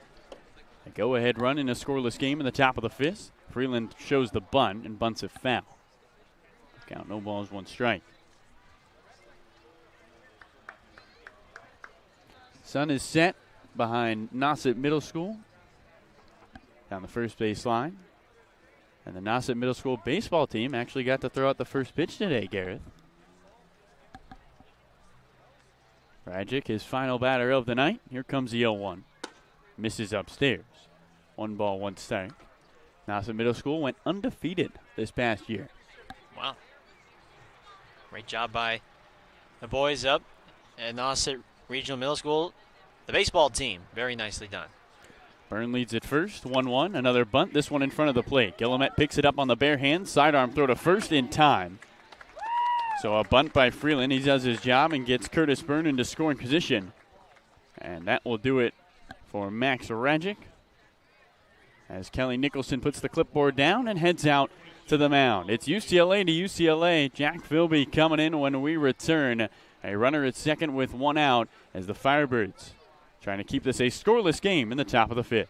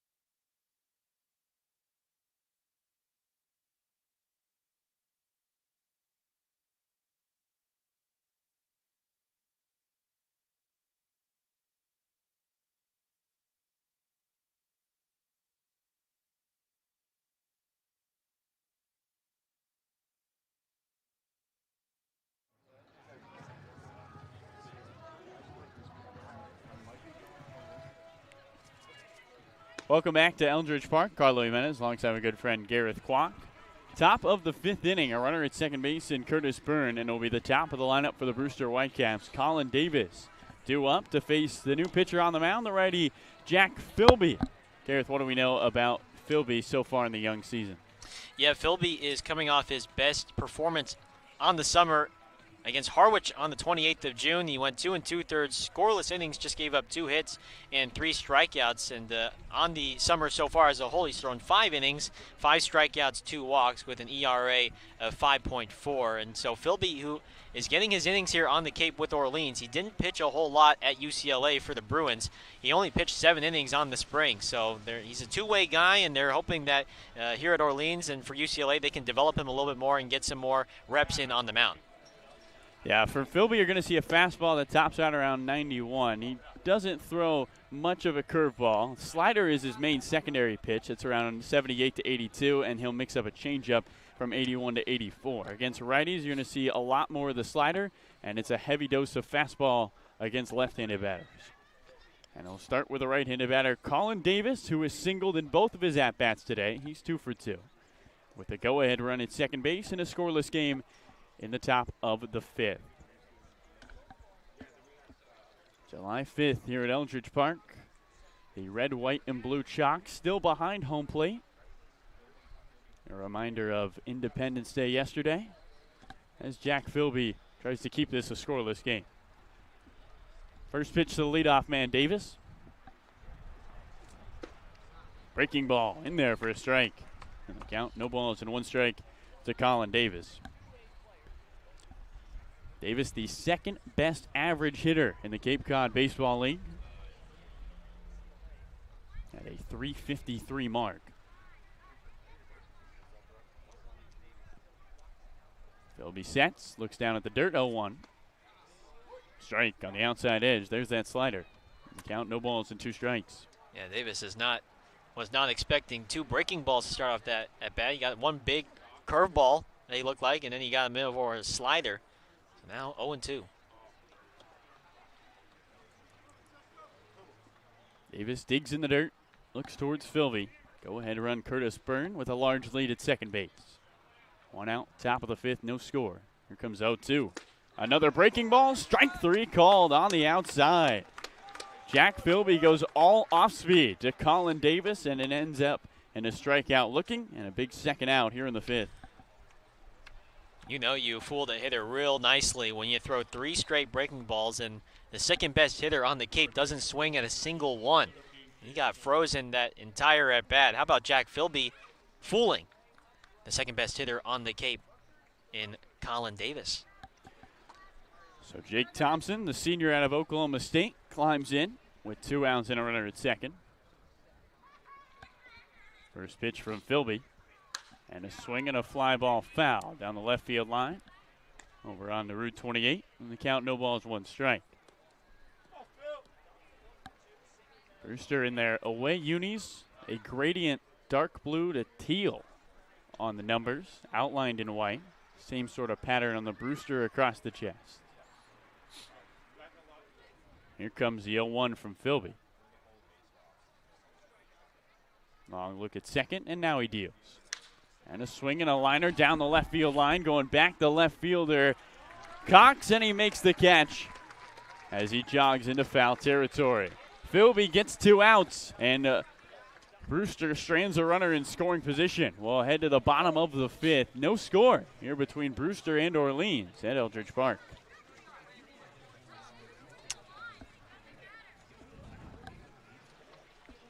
All right, fans, tonight's game is sponsored by Curry College.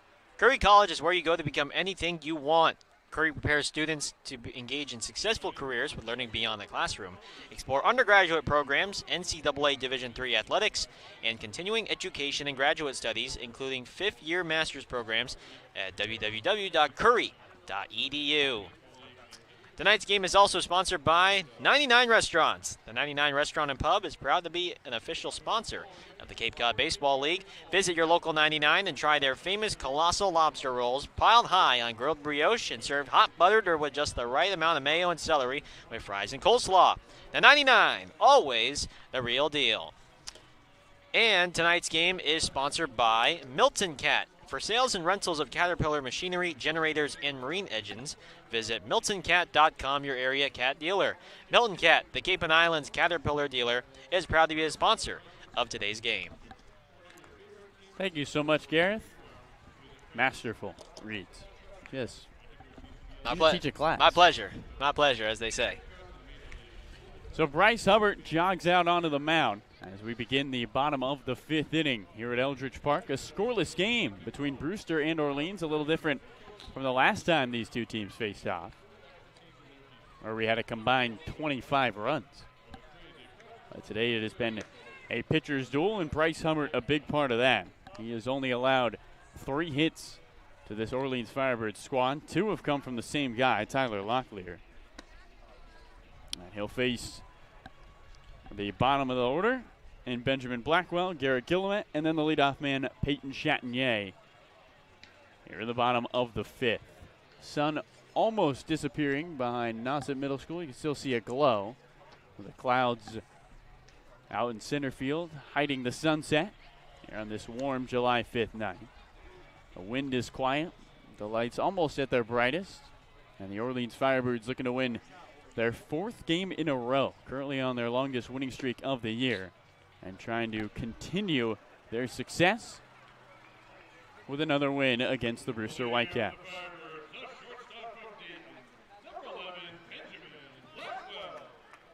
So in stands Benjamin Blackwell, who saw his 3-game hitting streak end in yesterday's contest to the Anglers. Hubbard peeks over the top of the glove. Here comes his first pitch. Blackwell shows bunt, pulls it back, and watches a strike go by. And the count, no balls and 1 strike to Benjamin Blackwell.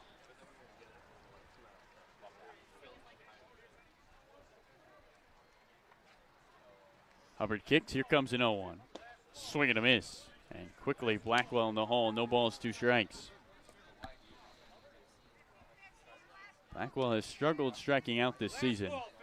14 strikeouts in his 21 at-bats for the Firebirds. A deep stance, the bat bouncing off his right shoulder, and now he wants time.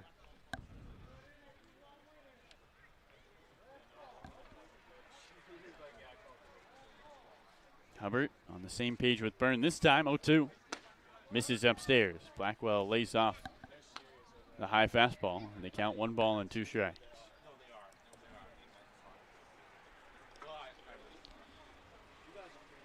1-2. Misses away. 2 balls, 2 strikes. Benjamin Blackwell playing for his position a little bit here. David Marcano activated last night, Gareth, and he plays up the middle. Here comes a 2-2. And Benjamin swings and grounds one, third base side. Backhanded by the shortstop net. A long throw to first. Pulls the first baseman. Thompson off the bag. Blackwell around first. On his way to second. He's in there with a single. And the runner in scoring position to open up the bottom of the 5th for Orleans. Yeah, that was a great effort by the shortstop, Neto, deep in the hole. And I mean, that was just going to be a tough play. And you probably ask him about how to handle that situation. He might just eat that throw. Going to be a tough play. Blackwell, who does run well, and instead it's a single and then an E6. So now Orleans with another opportunity here. This time with nobody out. Garrett Gillimet up to the plate. The right-handed batter, Garrett Gillimet, digs in. He had 4 RBIs and 2 home runs on July 2nd against Brewster. And trying to bring home Benjamin Blackwell from second and give Orleans the first run of the ballgame. Runner at second, nobody out, bottom of the 5th. Opening offering, Gillimet puts the bunt down, pulls it back, and takes a ball high. Did he go around? It looks like he did. That's going to be a strike. No balls, 1 strike. Oh, maybe looked like Mikey Garcia signaled strike, but the scoreboard says ball, so we'll go with the scoreboard. Yeah, it looked like they did an appeal there to the field umpire to ask if he went around on the bunt, and the field umpire, Mike Hinojosa, said no. So 1 ball and no strikes to Gillimet. Here it comes, misses inside. Garrett pulls the bunt back again. And the count, 2 balls and no strikes. Blackwell's hit just the 4th of the night, 5th of the season for him. And Garrett Guillemette in the 9 spot. Looks like he's trying to move the runner over.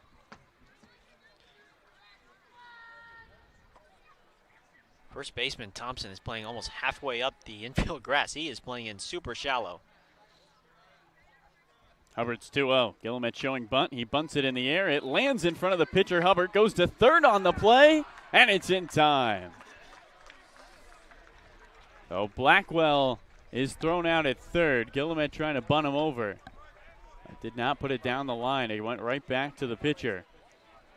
Benjamin Blackwell will jog back to the dugout. A runner at first with 1 out for the leadoff man, Peyton Chatinier. That's a tough read for Blackwell at second because that ball was popped up off the bat of Guillemette. So he has to wait and see to make sure that ball was hit the ground first. He wasn't sure if the pitcher, Hubbard, was going to go and get it. So that may have contributed to sort of his late start going to third and results in an out. First pitch to the right-handed batter, Chatinier, and he takes a strike. And the count, no balls and 1 strike to him. Peyton, 3 for 10 coming into this one. 2 of those hits, home runs for the Firebirds. Guillemette leads at first. Here comes an 0-1. Swing and a miss. And Chatinier, who has been rung up by Hubbard twice already today, is down in the hole. No balls, 2 strikes.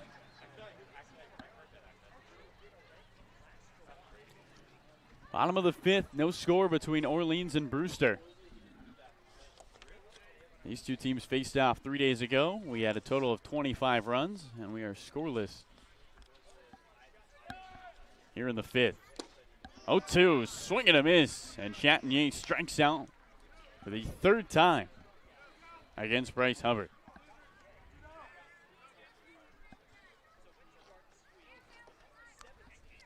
Hubbard just had the leadoff's man number. And up comes Ryland Thomas as he tries to continue this bottom of the 5th.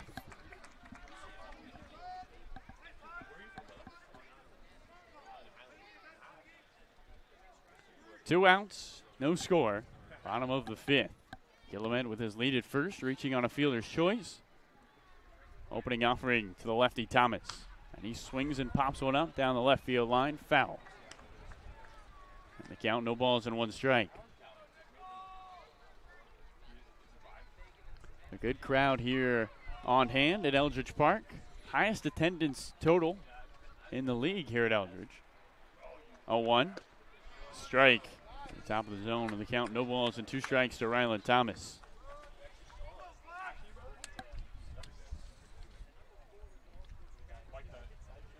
Hubbard looks on, sets at the bell. 0-2. And Thomas swings and pokes one foul down the left field line. And they count 1 ball and 2 strikes. Ryland Thomas, 1 for 2 today, hitting .457 on the season. Our beat reporter Cole Bradley caught up with Ryland after yesterday's game where he went 4 for 5 and asked him, have you ever had a stretch like this? And Ryland said, I'd have to go back to when I was 11 or 12. 0-2. Swing and a miss at a high fastball, and that will do it. 6th strikeout of the ball game for Bryce Hubbard. A single, but nothing happening for Orleans. They leave their 5th runner of the game on the bases. Well, let's go to our sideline reporter, Noah Searson, as we are scoreless through 5 here at Eldridge. All right, Carlo, I'm in the pen right now for another edition of Pen Talk. We've relocated from the band shell, and we're doing it standing this time. We've got a great debate, though, this one prompted by this guy right here, Connor Housley. And the question is, if you could invite any 3 people, whether dead or alive, to a dinner party, who would you invite? This is a fun one. All right, so Connor's got to get hot. That's kind of hilarious. All right, Thurman, who are you inviting to your dinner party? Oh, this is on the spot. George Washington. Dead or alive is the question. Matthew Troop and Michael Polk. Michael Polk. That's a solid group right there. Anybody else want to answer? Jake? I know we were talking about it. All right, taking the mic. I'll take a shot at it here. I think my 3 would be Jesus, And Kobe Bryant, love the mentality out of him. I'd have to say Ben Franklin, one of the founding fathers. Three diverse but influential people. That's a very interesting group right there, but you get a lot of good conversation. Any other takers? Zach, you thought about this one at all? No, not at all. Zach's not having a dinner party. Well, that's another edition of Penn Talk. I guess I'll toss it back to you guys. Put you guys on the spot. What 3 people are you inviting to your dinner party? And you can carry this one into the 6th inning. Thanks so much, Noah. Top of the 6th inning, no score between Brewster and Orleans. We'll get to the question in a second. Right-handed batter Zach Neto looks on, first pitch.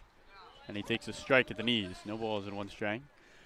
Well, Gareth, you got 3 people to invite to your dinner, dead or alive. Dead or alive? Oh, man. All right, I think Michael Jackson is one of them. Got to see the king of pop out there. 0-1. Neto waves at a breaking ball as he drops to a knee. And the count, no balls, 2 strikes. It's going to be Michael Jackson, Draymond Green, and then you. That's my Wow. That's my 3 right there. I can't say I saw that coming. Draymond Green. He's a character. Come on now. For your dinner table, who wouldn't want Draymond Green? 0-2 and a swing and a miss. And Neto is retired on a breaking ball. He sang to Mickey Garcia. He got a piece. And Garcia coming out behind the plate. He wants to talk to Mike Hinojosa down the first baseline. And now Ronaldo Cochran. And this will give us time to talk about, I want to talk about Jake Som's pick. Because that is a group. That is a group. Jesus, Ben Franklin, and Kobe Bryant. And now looks like the home plate umpire, Mickey Garcia, has confirmed the strikeout. But, Carlo, you got to now come up with your 3 here. Oh, man. My 3. I don't know. You can't put me on the spot, and then when I put you on the spot, not come up with an answer. Okay. I'll go Kelly Nicholson. Okay.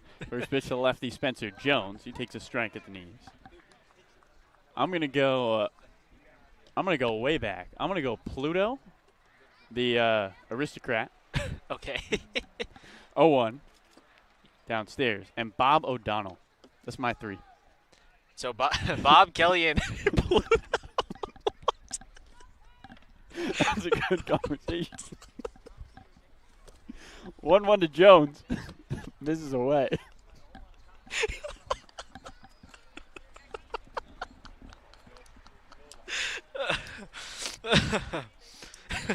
All right. You all right? Enjoy your dinner. Here comes a 2-1. Just misses below the knees. 3 balls and a strike to the sophomore from Vanderbilt. The Pluto, man, that gets me.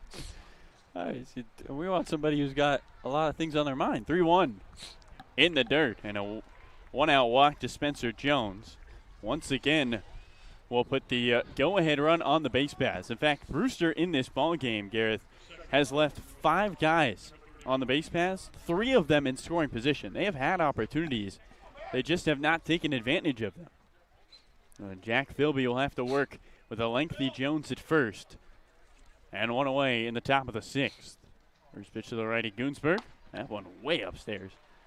And count 1 ball, no strikes.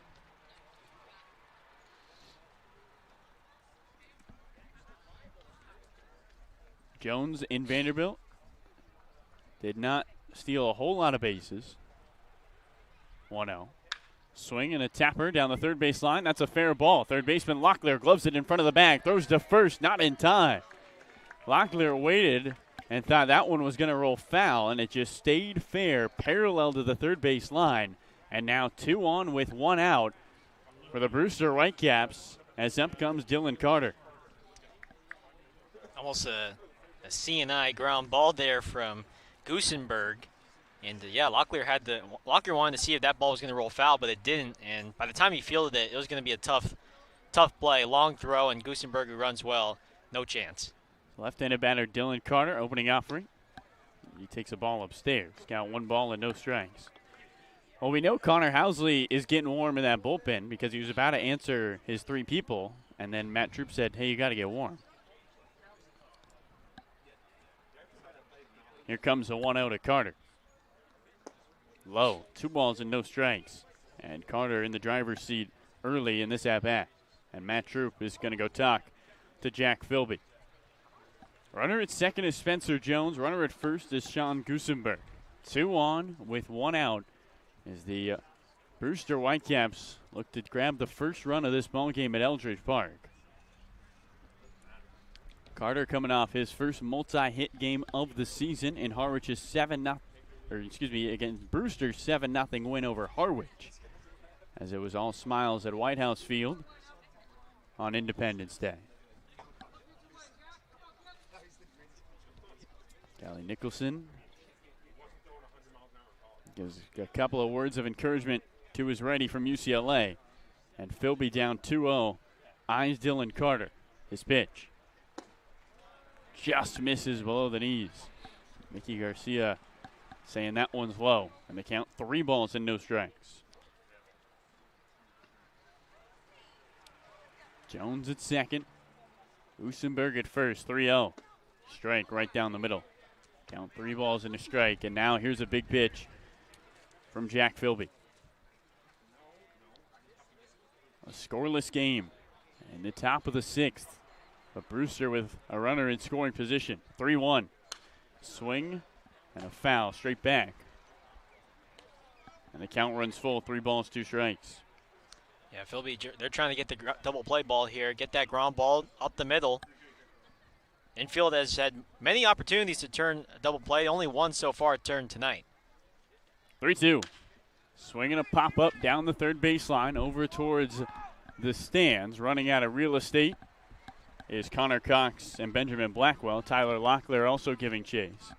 And we'll try it again. 3 balls, 2 strikes. Carter just hitting 167. Is 0 for 1 today with a walk and a strikeout. But in a big opportunity here to try to put runs on the board for the first time in this one. 3-2. Swinging another foul straight back over Route 28 and into some private property. And another 3-2 pitch upcoming from Jack Philby. A big moment in this ball game. Can Philby get a couple of big outs? His 3-2. Downstairs, and he walks the bases loaded with 1 out. And Brewster with their best opportunity of the ball game, as up comes Mac Bingham. And I think that's going to be it for Jack Philby. Kelly Nicholson's going to go to the bullpen. So Philby's night is done. The bases are loaded, and it's up to the 7-0 hitter, Mac Bingham. In his first start with the Brewster Whitecaps, he'll try to bring home the first run of the ball game. No score between Orleans and Brewster. Will step aside with 1 out and the bases full in the top of the 6th.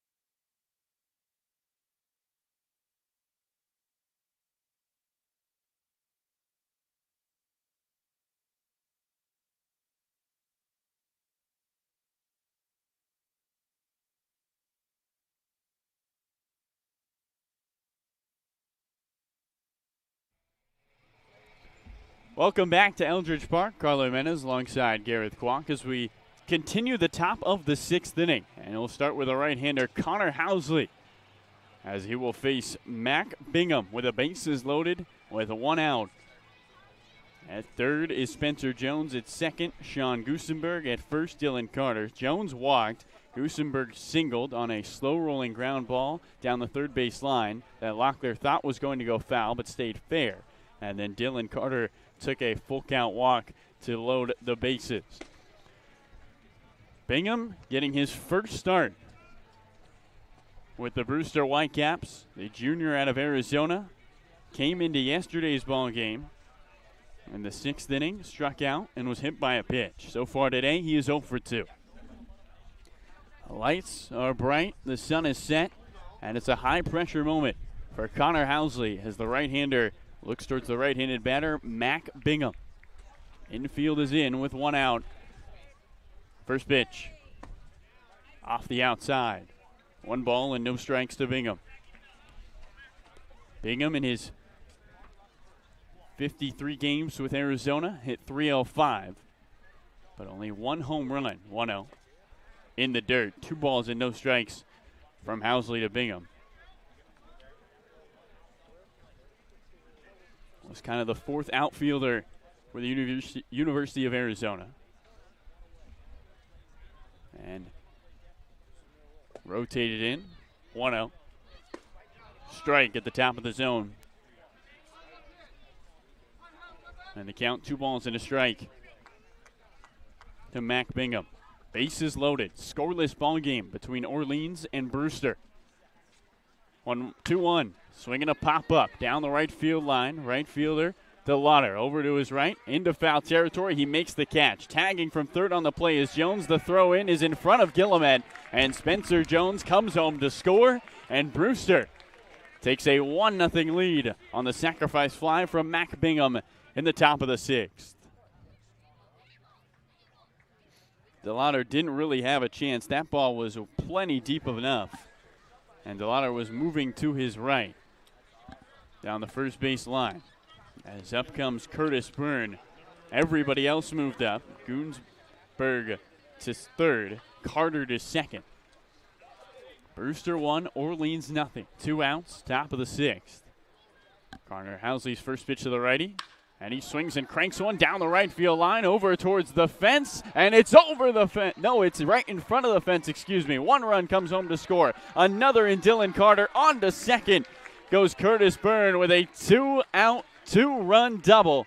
And Brewster takes a 3-0 lead. Byrne gets a first pitch fastball on the outside corner and drives it right into the corner, and no chance for DeLauder to make that play, and it's a short right field. Thought for a second maybe there that it had a chance to go out, and it almost did, just off the base of the fence. And Brewster tacks on to their lead. So a huge double by the 8-hole hitter Byrne, and up comes the left-handed batter Alex Freeland. 2 outs and a 3-0 Brewster lead in the top of the 6th. First pitch to him. Misses away. Count 1 ball and no strikes. Jones coming home on the sacrifice fly. And Gusenberg and Carter coming home on the double. 1-0. Misses away. And the count, 2 balls and no strikes. To the bottom of the order, doing damage for the Whitecaps. And Orleans finds themselves trailing. 2-0. Strike on the inside. And the count, 2 balls and 1 strike. Well, the Whitecaps had led 5 runners on the base pass, 3 in scoring position coming into this inning. And able to capitalize. The bases loaded in 1 out, 2-1. Good block by Guillemette. On to third goes Byrne. The throw to third in time. Garrett Guillemette continues to impress behind the plate. And that will do it for the top of the 6th. But Brewster brings home 3 runs. A sacrifice fly by Mac Bingham and a 2-run double by Curtis Byrne as they take a 3-0 lead. We'll head to the bottom of the 6th here at Eldridge.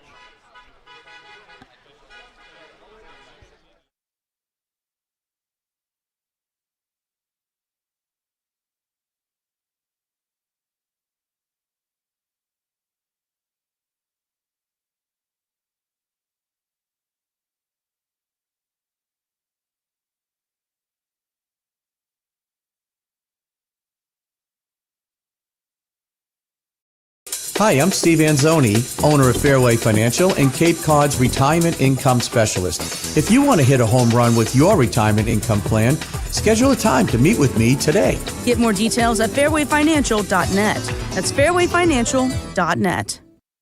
Hi, I'm Steve Anzoni, owner of Fairway Financial and Cape Cod's Retirement Income Specialist. If you want to hit a home run with your retirement income plan, schedule a time to meet with me today. Get more details at fairwayfinancial.net.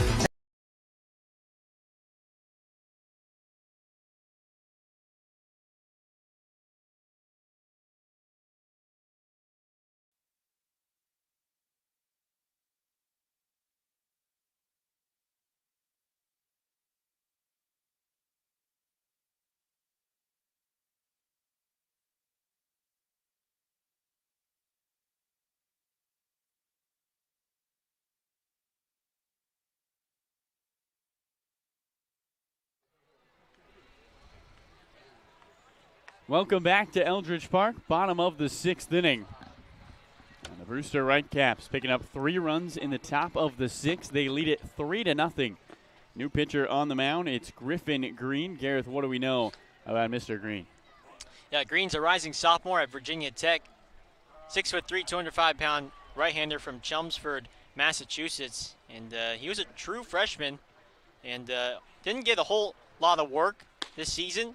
13 appearances, 1 start, just only 18 innings, over 7 walks and 24 strikeouts. But Green's a guy that is going to give you a little bit of everything. He's got that low slot from the 3-quarter, and he's going to come in after a very nice job done by Bryce Hubbard.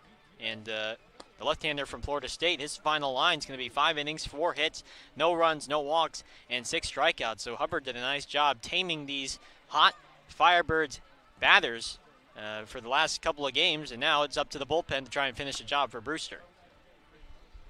Yeah, from Green, you're going to see a fastball that tops out around 92. He is a 2-pitch guy, fastball slider. Slider's around 82, 85, and likes to work the zone away. So bottom of the 6th inning, Brewster with a 3-0 lead, grabbing all 3 runs in the top of the 6th, and Orleans looking to punch back, and it starts with a right-handed batter, Connor Cox. Cox still looking for his first hit of this Monday night. First pitch, downstairs. And the count, 1 ball and no strikes. The fleeting moments of daylight here at Eldridge Park. 1-0. Check swing. Did Cox go around? He did, and the count, 1 ball, 1 strike.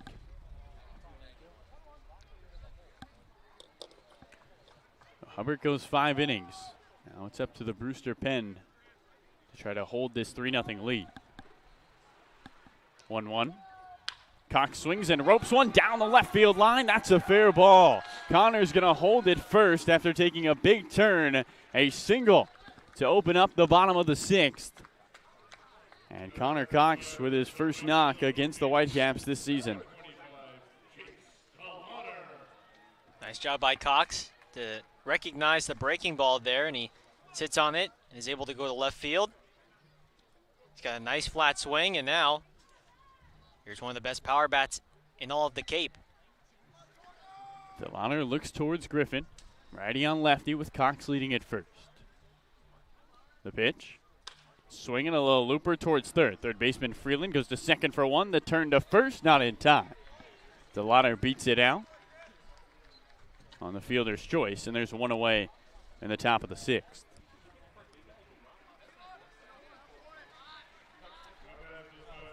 Chase Delauner now 0 for 3 today after being 8 for 13 in his last 3 games. As up comes the right-handed batter Tyler Locklear, who is 2 for 2 today, the only Firebird with 2 hits. Brewster 3, Orleans nothing. Bottom of the 6th inning. Opening offering. Misses away. And the count, 1 ball and no strikes to Locklear. The Cape Cod leader in RBIs, Tyler Locklear. Trying to get aboard for the 3rd time today. 1-0. Off the outside again. Another miss by Green. And now Byrne, the catcher for Brewster, takes off the mask, calls time, and wants to go talk to his right-hander. Firebirds only 5 hits today and without a run. An offense that has put up 39 runs in their last 21 innings. And 3 days ago against Brewster, put up a 19 spot. And a 19-6 win over the Whitecaps, but scoreless so far today. 2-0 to Locklear. Just misses inside. And the count, 3 balls and no strikes to him.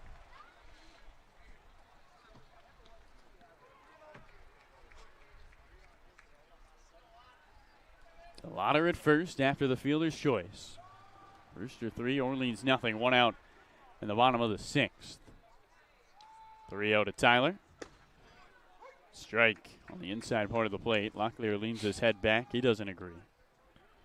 And the count, 3 balls and a strike. Big home run hitter has 4 home runs in his last couple of games. 3-1. And that got him. Locklear takes one off the stomach. He'll jog down to first. And now 2 runners on with 1 out. And up comes the tying run to the plate, Jared McKenzie. And McKenzie in the previous plate appearance had a scary scene when Hubbard threw a high inside fastball and it hit him on square on the helmet. And he would be removed from the game temporarily just to go through concussion protocol. But as manager Kelly Nicholson told our sideline reporter Noah Searson, he's cleared and he's okay. And it's good to see him back out at the plate now in a big spot. First pitch to the left-handed batter. And he swings and pops one up on the infield. Out to left field. Carter comes in. The left fielder makes the catch. That one carrying a little bit out to left. And there's 2 away.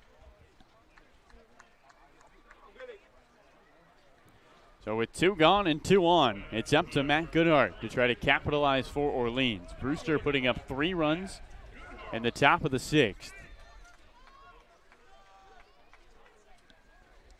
And the Firebirds have 2 on, trying to punch back in the bottom of the inning. Goodhart 0 for 2 today. Righty on lefty, the pitch. Low. And the count, 1 ball and no strikes.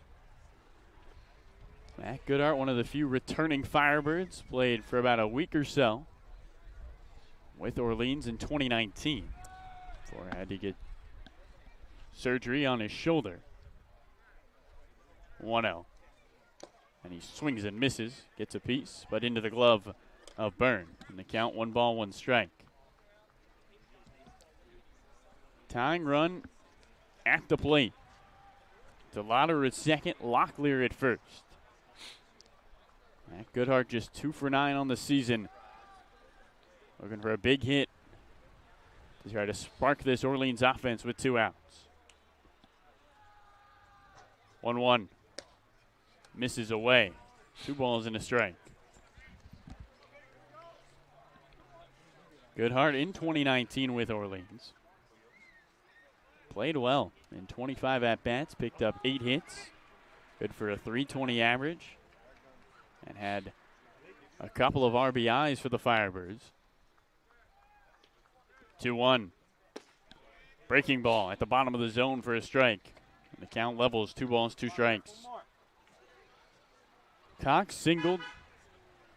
DeLotter reached on a fielder's choice. Locklear was hit by a pitch. And Jared McKenzie flew out to left. 2 on, 2 out. Brewster 3, Orleans nothing in the bottom of the 6th. 2-2. Goodhart swings and rolls one foul down the first base line. And another 2-2 pitch coming his way. Wind starting to pick up a little bit at Eldridge, blowing in from center field. The Orleans Firebirds, winners of 3 in a row, but right now in a hole for the Brewster Whitecaps, an East Division rival.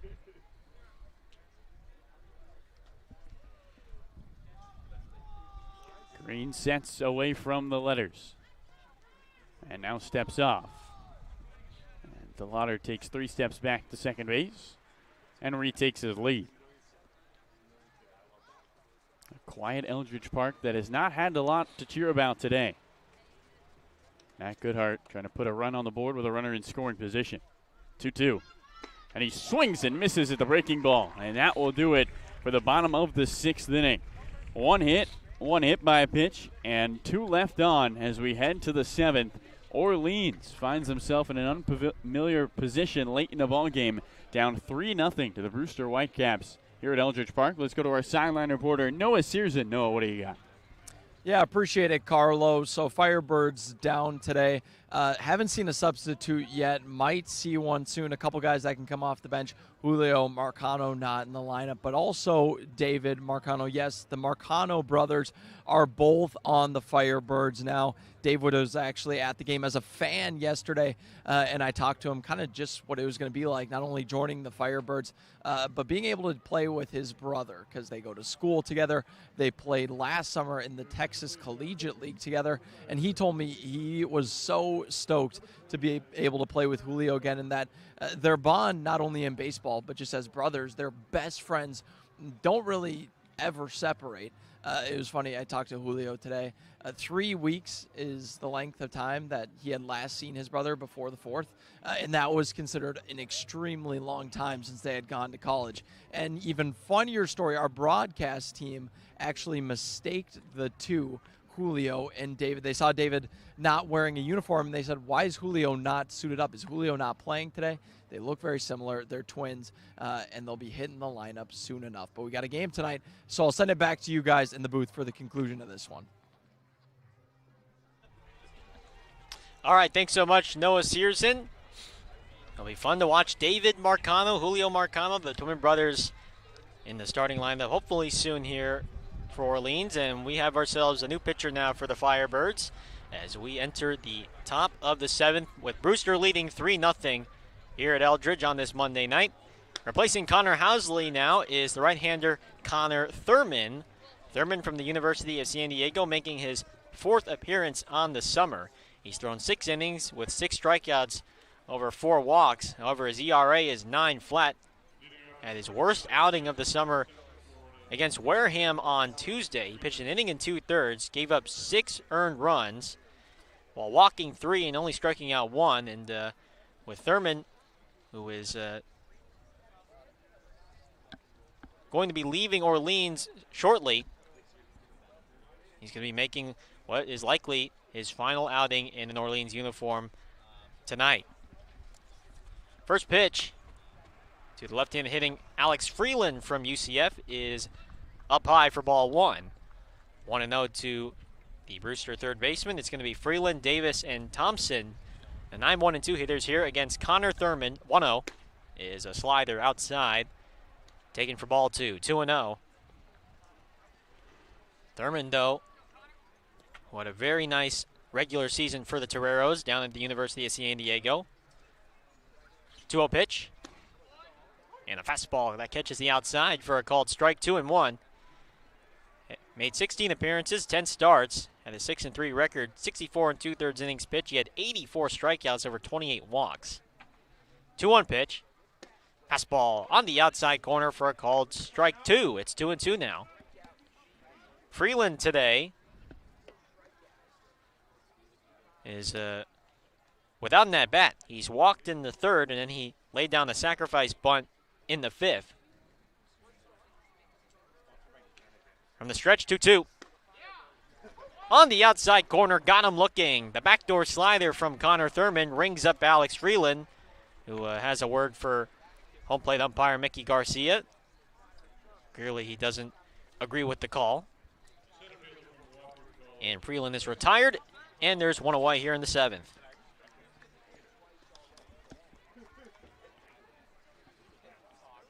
So a nice job by Thurman to come back and get the strikeout. And again, what is likely his final outing in an Orleans uniform. He is going to be headed out this week as Thurman, first pitch to Davis is outside, ball one. Roster is going to be fluctuating and changing as the week goes on. The MLB draft less than a week away on Sunday, and there are plenty of draft-eligible guys on this team. 1-0, swing and a miss. Davis unable to hold up on the breaking ball, 1-1. So with the draft approaching and guys hoping their name is called by a professional team very soon, going to lead to some new guys coming in. There's going to be some Vanderbilt guys, some players coming in. David Marcano that just got activated today. On one pitch, good front door slider that wraps around the inside for strike two. 1-2 to Colin Davis. He was 2 for 3 today with a pair of singles and then a strikeout back in the fifth. On deck is Jake Thompson, the first baseman from Oklahoma State. 1-2, Thurman. At the belt, kicks and deals. 1-2, breaking ball low and away, taken for ball two. 2-2. Firebirds will be home tomorrow for the final game of a 3-game homestand when they welcome the Bourne Braves to Eldridge. That'll be a 7 p.m. first pitch. We'll have pregame at 6:45. And the 2-2 pitch, swing and a miss. Davis down, swinging on the slider from Connor Thurman. 2 strikeouts to begin the 7th for Thurman.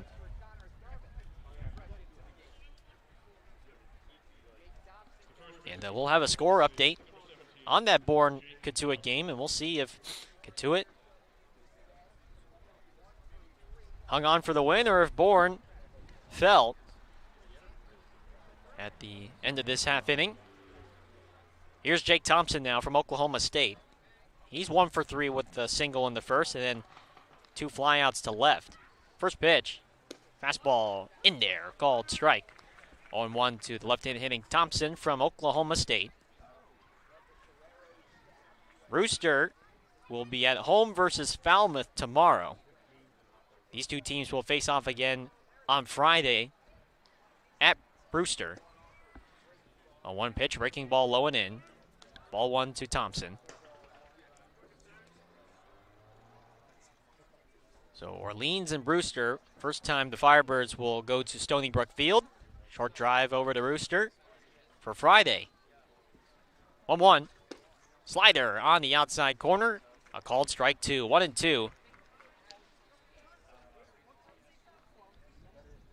Firebirds hosting Bourne on Tuesday. Off day Wednesday before on the road against Hyannis on Thursday. And then on the road against Brewster Friday. Swing and a high pop. Foul headed on to Route 28 out of play. It's now 1-2. Firebirds in the last of the 7th after the 7th inning stretch. We'll have Blackwell, Guillemette, and Chanier, the 8, 9, and 1 hitters. 1-2, Thurman at the belt, kicks and throws. And it's a ground ball up the middle. Blackwell to his left. Got it. Throw to first in time. Nice play by the shortstop Blackwell. And a 1-2-3. 7th inning thrown by Connor Thurman. Nice job for the University of San Diego right-hander to bounce back. It's 7th inning stretch time. When we come back here on the Birds Broadcast Network, Brewster 3, Orleans nothing. We'll be right back. And now let's go around the Cape Cod Baseball League. Bring you scores from 3 games that are currently going on and 2 that have ended. The big news tonight, the Bourne Braves no longer undefeated, falling to Katuitt 2-0. Braves giving up only 3 hits in that ball game, but one was a 2-run home run. And there are no more undefeated teams in the Cape. So the Firebirds will get most likely an angry Bourne team looking for a revenge win here tomorrow night. We mentioned it earlier, YD defeating the Falmouth Commodores 5-4. The Harwich Mariners, they're in the top of the 7th at White House Field. They lead the Wareham Gatemen 4-2. And the Chatham Anglers, as we get the score update from our Twitter here, bottom of the 9th, Anglers leading the Harbor Hawks 4-1. That one pretty much over. Chatham just needs 2 more outs. Man, so we will not have an undefeated Bourne Braves team tomorrow, Carlo, which is too bad, but get to it, able to get the victory, and no more undefeated teams on the Cape here in 2021. I mean, still very impressive from the Braves, nevertheless, 11 games in, and to go undefeated, 9 wins over 2 ties. So again, that should be a fun one. 2 of the best teams on the Cape right now facing off tomorrow night, 7 p.m. first pitch, 6:45 pregame, right here on the Birds Broadcast Network, here on our YouTube. So Green remains in the game. Here's Benjamin Blackwell. First pitch is a fastball on the outside corner for a called strike. 0-1. Blackwell is 1 for 2, had an infield hit, and then reached second on an error by the shortstop back in the 5th inning. The 1-strike pitch, swing and a foul off the catcher, Byrne. And so it's 0-2 now to Blackwell. It's Blackwell, Guillemette, and Chanier. 8, 9, and 1 hitters dude up here against Griffin Green from Virginia Tech. Firebirds down by 3. They need some offense. Bats have been awfully quiet tonight. 0-2. Breaking ball very high. And it's 1-2 now to the Dayton shortstop, Blackwell.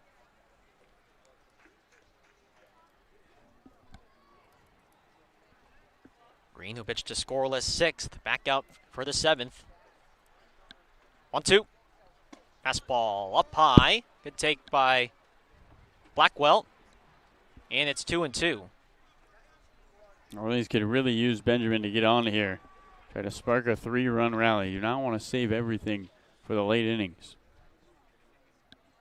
Green from the windup, 2-2 pitch. And a breaking ball just outside. Another nice take from Blackwell.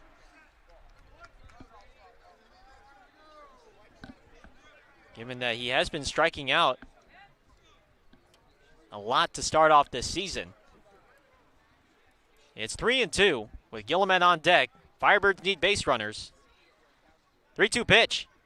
Breaking ball swung on and missed, and Blackwell is down swinging to lead off the 7th. Second strikeout for Griffin Green. And there's one away.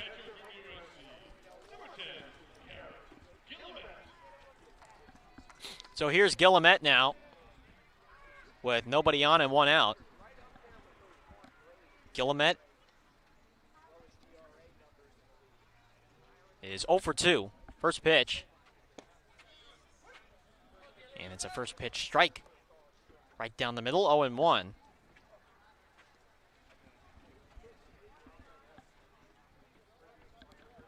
Green from the windup, 0-1. Breaking ball, tap foul, off toward the Brewster on deck circle. And so now count is 0-2 to the USC catcher Guillemette. Guillemette bounced out to second in the 3rd inning and then reached on the fielder's choice in the 5th. The 0-2. Guillemette out in front, pops it up. First base side, first baseman Thompson. Now the second baseman, Goosenberg, calling off and making the catch for out number 2.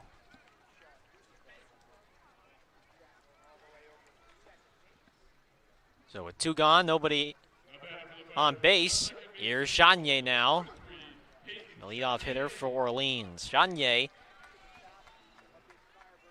has struck out 3 times. He's got the hat trick all against Bryce Hubbard, so he's probably thinking, thank goodness I get to face a different pitcher here for once.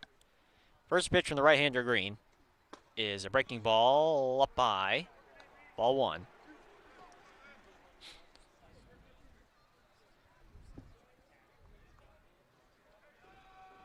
Green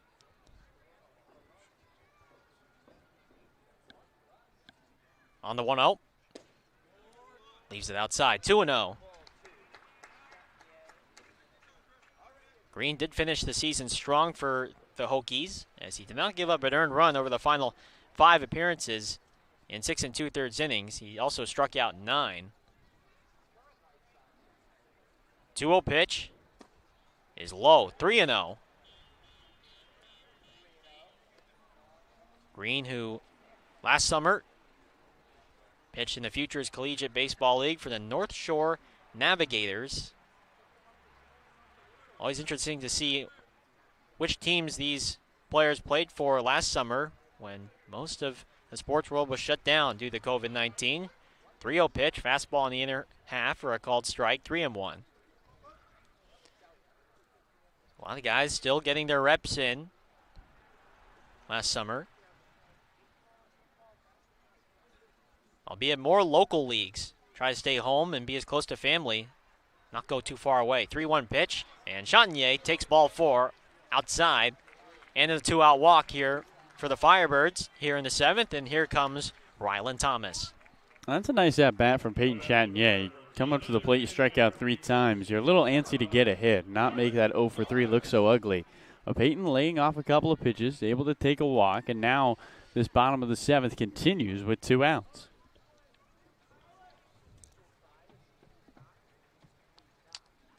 So we'll have ourselves a mound visit here for Brewster as their bullpen continues to get warm. Pitching coach Scott Landers coming out and having a word with Green and the catcher Byrne. Brewster with 3 runs on 7 hits on 2 errors. Orleans with no runs on 5 hits, no errors. Firebirds have been able to get some guys on base. They have gotten the guy on the third. They just have not been able to drive them in. For an offense that had 39 runs combined over the last 13 games. They've been dormant tonight as Green. Here's the first pitch to Rylan Thomas. And a fastball outside for ball 1. Thomas 1 for 3 tonight. Infield hit in the first. A ground out to third in the third, and then struck out swinging in the 5th. Chanier at first. 1-0. In the dirt. Ball gets away from Byrne. Chanier headed for second, and he's in there. On the ball in the dirt. And I think Byrne probably should have caught that baseball. That one just squeezed out of his mitt. And Chanier got a good read off of it. He's in scoring position. Tying run on deck in Connor Cox. It'll go as a pass ball for Byrne. 2-0 to Thomas.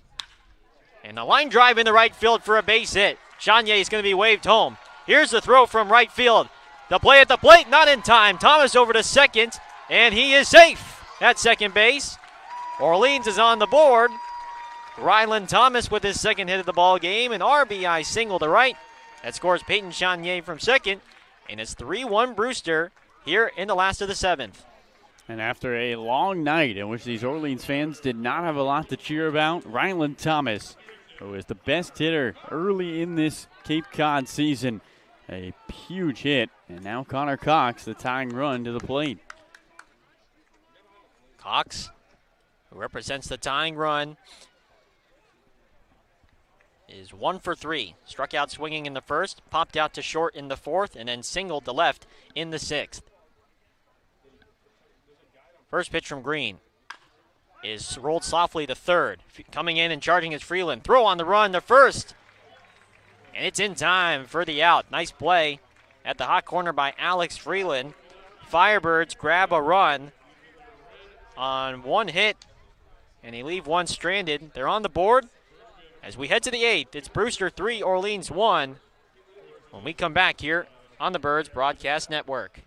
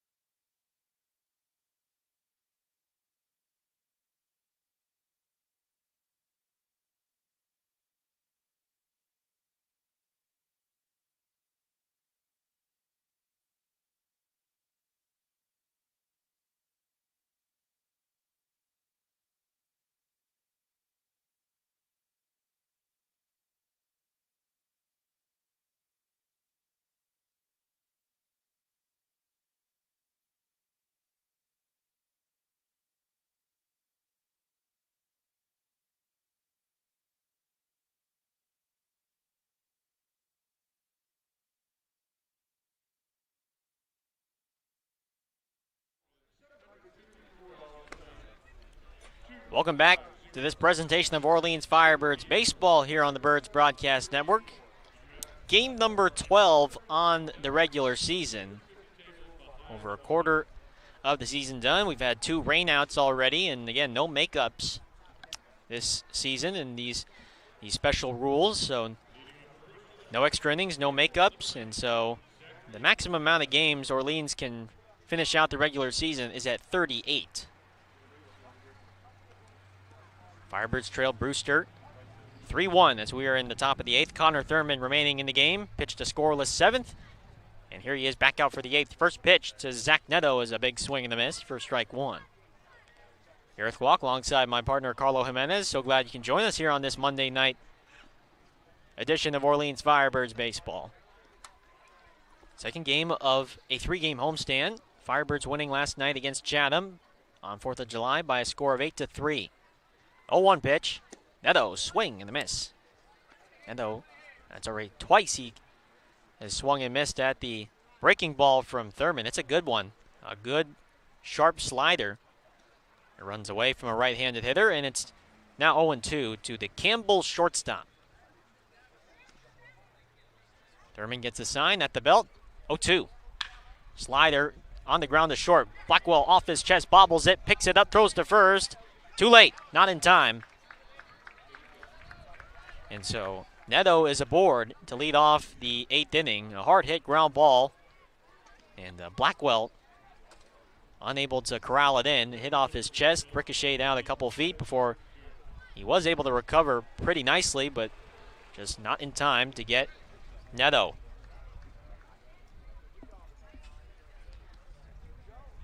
So leadoff man aboard. An error on the shortstop Blackwell.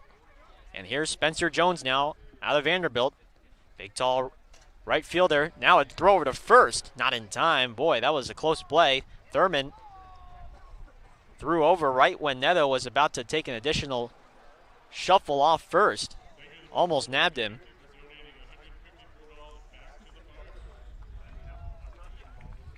So Neto at first. Here's Jones. He's 0 for 2 tonight. Struck out swinging in the 2nd, reached on the fielder's choice in the 4th, and then drew a walk in the 6th.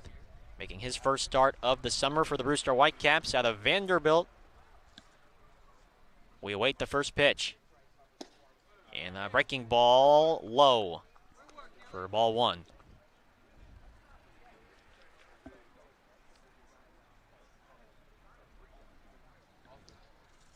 One ball, no strikes. The pitch. Fastball, just off the outside. A good spot from Connor Thurman. 2-0. If you were watching the Stanford versus Vanderbilt game in the College World Series when Vandy won on a wild pitch, the guy who scored the run, it was Spencer Jones at the plate right now. He grounds one over to 2nd softly to Chatinier. He'll throw the first for the out there. Over to 2nd goes Neto. And there's one away now with a runner in scoring position for Sean Gusenberg. Yeah, with Jones's long legs at 6'7", it's just so hard to double him up on any ground ball, and a slow roller to 2nd. Firebirds going for the sure out at first base. Gusenberg tonight is 2 for 3.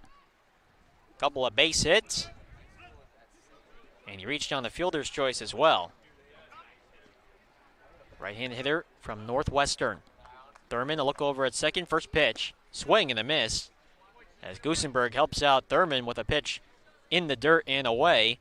Strike 1 to Sean Gusenberg. And a good block there by Garrett Gillimet, sliding to his right, able to keep the ball in front of him. Zach Neto thought he had third base. A 1 pitch. Gusenberg rolls it to 3rd. Locklear now. He bobbles it. It goes past him. And everyone's going to be safe. Holding at 2nd is Neto. He did not advance on that ground ball to 3rd, but that was a softly hit ground ball to Tyler Locklear at 3rd, and he can't make the play. That one goes off his glove and ricochets to the right. And so Gusenberg will reach on an error by Tyler Locklear, the 2nd error of this inning from the left side of the infield. Yeah, Orleans coming into this game only 8 errors as a team on the season.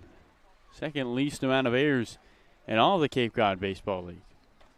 Left-handed hitting Dylan Carter from Texas Tech now stands in. Brewster with a chance to tack on some more insurance runs late in the ball game. Orleans grabbed one in the last of the 7th on an RBI single by Rylan Thomas, but Brewster knocking on the doorstep again here against Connor Thurman. First pitch to Carter is low for ball 1. Carter not wearing the batting gloves. Going all traditional, old school. He's 0 for 1 with a strikeout. He's also drawn 2 walks tonight. 1-0 pitch. Now Thurman with a spin move and no one covering second base. And I think him and Benjamin Blackwell trying to get on the same page as far as the signs and the plays at second. 1-0 pitch. Breaking ball outside corner. Called for a strike. 1-1. To Dylan Carter.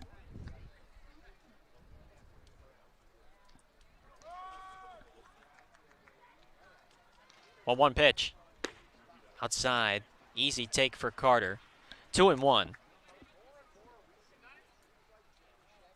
Thurman, who was the best starting pitcher in the Toreros staff this season. He was a guy who got a lot of strikeouts and helped lead USD to a 33-12 season in the West Coast Conference. And on the ground to second could be 2. Chanier will look over to second, instead go to first for the out there. Ball was not hit hard enough for the Ole Miss second baseman to go to second and try to turn 2. Smart play from Chanier. They get the sure thing at first. And now with runners at second and third and 2 down, here comes Mac Bingham for Brewster.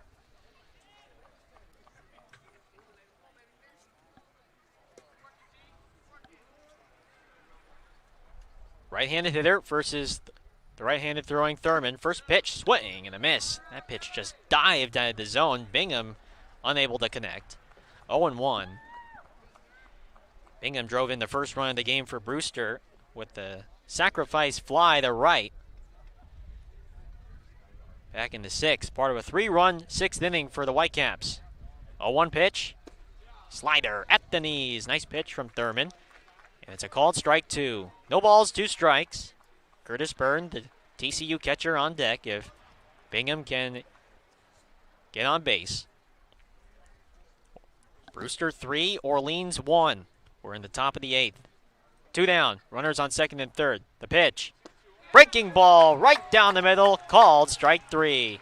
And a nice job by Connor Thurman to work his way out of the jam. We head now to the bottom of the 8th. Firebirds need some base runners. Down by 2. It's Brewster 3, Orleans 1 when we come back here on the Birds Broadcast Network.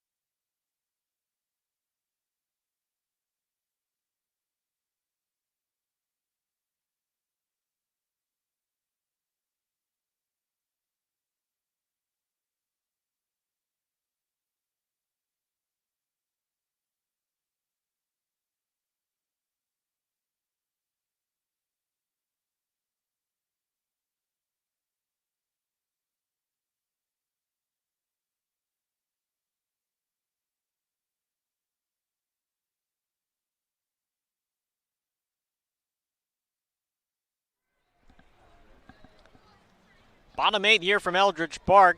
It's Brewster 3, Firebirds 1. And new pitcher now for Brewster after Griffin Green. And it's going to be the left-hander from Rutgers University, Dale Stanovich, a rising redshirt junior.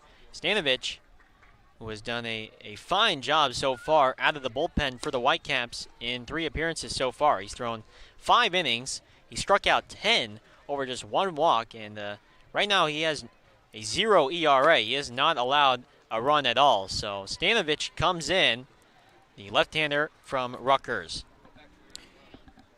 Yeah, from Stanovich, you're going to see a fastball that's 90-93, but he can crank it up to 96. So he's got some velo. Pretty much a 2-pitch guy, fastball slider that sits around low 80s. He'll use the fastball and the slider about the same to righties and lefties, but when there's hitters counts, it's pretty much solely fastballs, Gareth, 89% of the time. So if you're an Orleans hitter and you're up 2-0, look for a fastball because that is what Stanovich relies on. Stanovich is going to face the power hitters of this Orleans lineup, Chase DeLauder, Tyler Locklear, and Jared McKenzie, the 4, 5, and 6 hitters. And certainly a tough assignment for Stanovich, but as he's shown so far on the Cape, he's been effective, making his 4th appearance of the summer. Firebirds trying to come back and make it 4 straight. That's in danger, though, right now,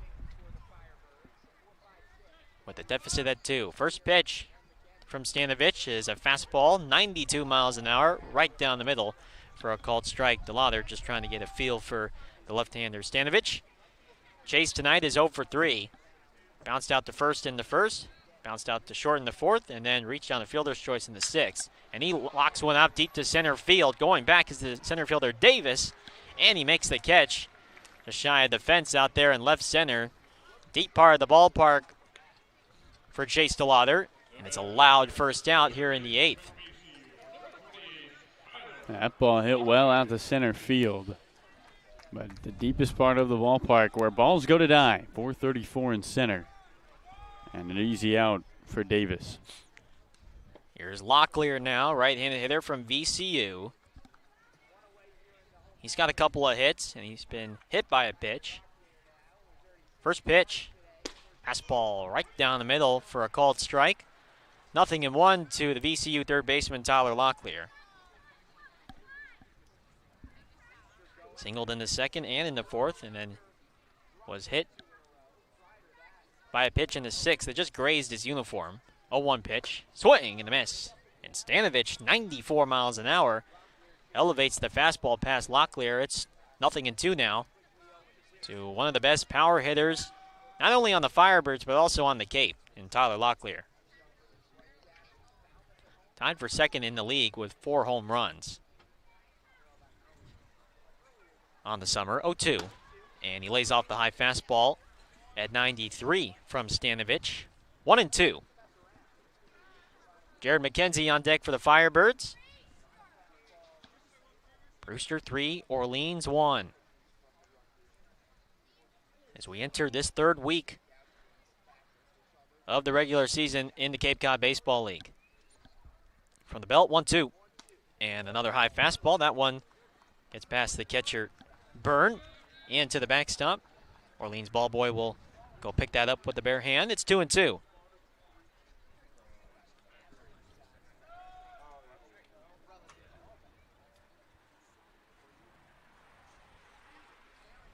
Two balls, 2 strikes. Tyler Locklear trying to reach on for Jared McKenzie. Tying run on deck. If Locklear can get on. Stanovich set, 2-2. And Locklear swings and misses. That ball gets away and goes to the backstop. Byrne will have no throw. And so Tyler Locklear is on base for the 4th straight time. That one probably the most unconventional out of all ways to get on base. Thought for a second there, Carly, he might have gotten a foul tip, but he missed it. And same with the catcher, Byrne. Might have been a cross-up as the ball went straight to the backstop, and now McKenzie will come up to the plate, and he is the tying run. Yeah, and Orleans, all they need is base runners. Down just 2 runs to Brewster. They'll get them any way they can take them. First pitch to the left-hand hitting McKenzie is a fastball right down the middle for a called strike, 0-1. So Locklear at first, on for the 4th straight time. 0-1 from Stanovich. In the dirt, that one gets away from Byrne. Under his legs. And Locklear will head over to second now.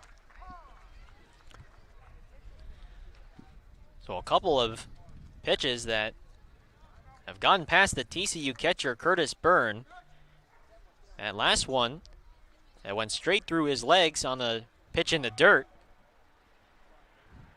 So Tyler Locklear in scoring position. Jared McKenzie, hitless in 3 plate appearances. Lined out to left in the 2nd inning and then was hit in the helmet back in the 4th inning against Bryce Hubbard. Definitely a scary scene at that time, but he's okay. Cleared concussion protocol. As the 1-1 pitch, low and in. 2 balls and a strike to Jared McKenzie. Julio Marcano has picked up a bat and he's warming up on the on-deck circle. He will pinch hit after McKenzie. 2-1 pitch. Low and outside. 3-1 now.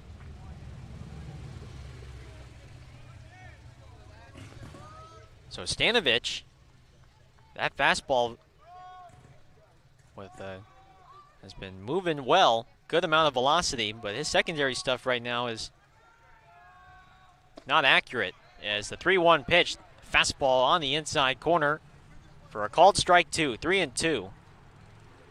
There's the fastball in a hitter's count. And now with it full.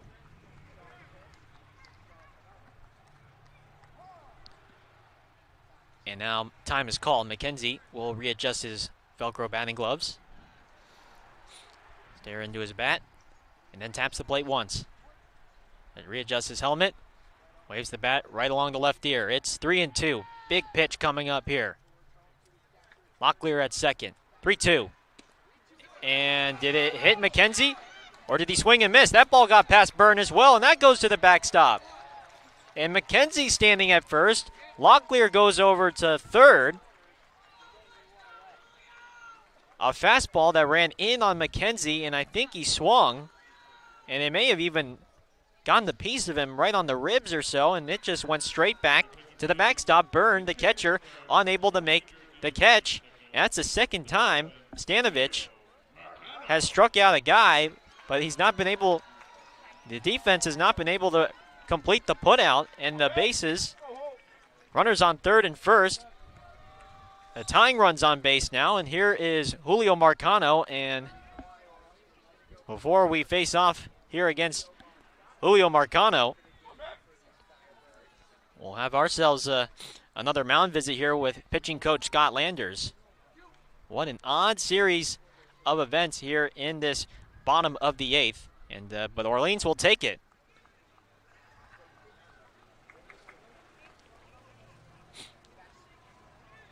So Stanovich with the 2 strikeouts, but his catcher Byrne has not been helping him out. You do not see that every day out at the yard.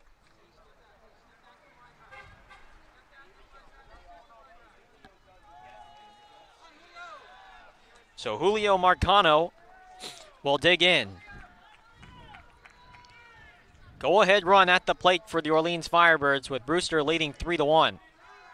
Firebirds trying to extend their winning streak to 4. The best team in the Eastern Division right now, facing off against one of its rivals in Brewster.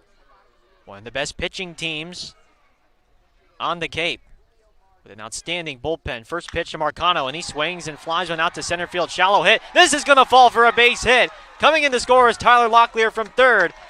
Advancing to 2nd is Jared McKenzie. Marcano with the bloop single into center field. And it's a 1-run ball game. Brewster 3, Orleans 2 here in the bottom of the 8th. Marcano swinging on the first pitch, Gareth, wasting no time. And now the tying run is at second. And this Orleans offense that has been quiet all night, an opportunity here with Benjamin Blackwell. Marcano picks up his second RBI of the summer. Couldn't have come at a bigger time. He's standing at first. He represents the go-ahead run. Tying run at second base for Orleans with only one out here in this 8th inning. First pitch to Blackwell. Swing and a miss. Late on the fastball, 0-1. If anyone could use a hit right now to break out of a funk at the plate, it's Benjamin Blackwell. If anyone can, in the lineup, can come through and deliver late in the game, it's Benjamin Blackwell, who's due. Takes an 0-1 fastball outside. It's 1-1. Blackwell has struck out twice, and he has hit an infield single back in the 5th. McKenzie at second, Marcano at first. Firebirds threatening here late versus Dale Stanovich. 1-1 pitch. Nice block in the dirt by Curtis Byrne. 2-1 to the Dayton shortstop.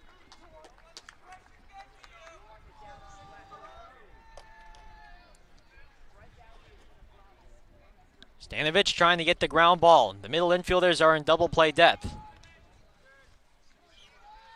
2-1. Blackwell hits it on the ground to second. Could be a pair. Out at second. Throw to first. A double play.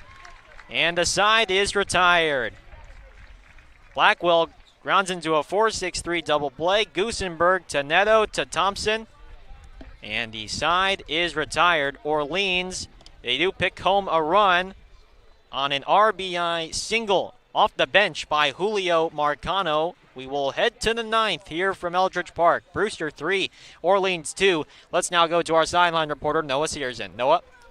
Yeah, appreciate it, Gareth. So we had a trivia question back in the 3rd inning. Tweeted it out. Somebody actually got it today. If you don't remember, the trivia question was, how many former Firebirds were named to the All-Star game this season? The answer via Jacob Kronberg, former intern on the team, is 4. We have right here Brendan Crawford, Jake Cronenworth, Corbin Burns, and Brian Reynolds. So shout out you, Kronberg. Crony always nice with the trivia, and glad that somebody finally got it tonight. Last night was a little bit of a tough showing for you guys, but glad that somebody got it tonight. Again, 4 former Firebirds in the All-Star game this year, but we got a really fun game going on right here. 1 run, 9th inning. Doesn't get much better than this, so I'll send it back to you guys in the booth for this one. All right, thanks so much, Noah. As always, happy to have our home game trivia here on the broadcast, and congratulations again to Jacob Kronberg for solving our Birds trivia of the night. And we head to the 9th here at Eldridge Park in Orleans. Brewster 3, Orleans 2. Firebirds picking home a run in the bottom of the 8th to trim the lead in half. Runners on second and first with 1 out. Benjamin Blackwell at the plate, and he grounded into an inning-ending double play to the second baseman, Sean Goosenberg. So the threat was stopped, and now Orleans will need to hold this deficit just down to 1. And coming in now, the pitch is Orion Kirkering. Kirkering, the rising sophomore from the University of South Florida. Orion, 6'2", 204 pounds, from Venice, Florida. He's a temporary player on the roster. And Kirkering has one of the most explosive pitchers on the team. He has high-velocity stuff, Carlo. Yeah, Kirkering's got the fastest fastball for this Orleans team. He has a fastball that complements his slider. It sits around mid to low 80s. You'll see the fastball a lot more to the lefties and the slider a little more to righties. Likes to pound the outside of the zone, and he needs a big 3 outs here. Try to keep this a 1-run game before the bottom of the 9th.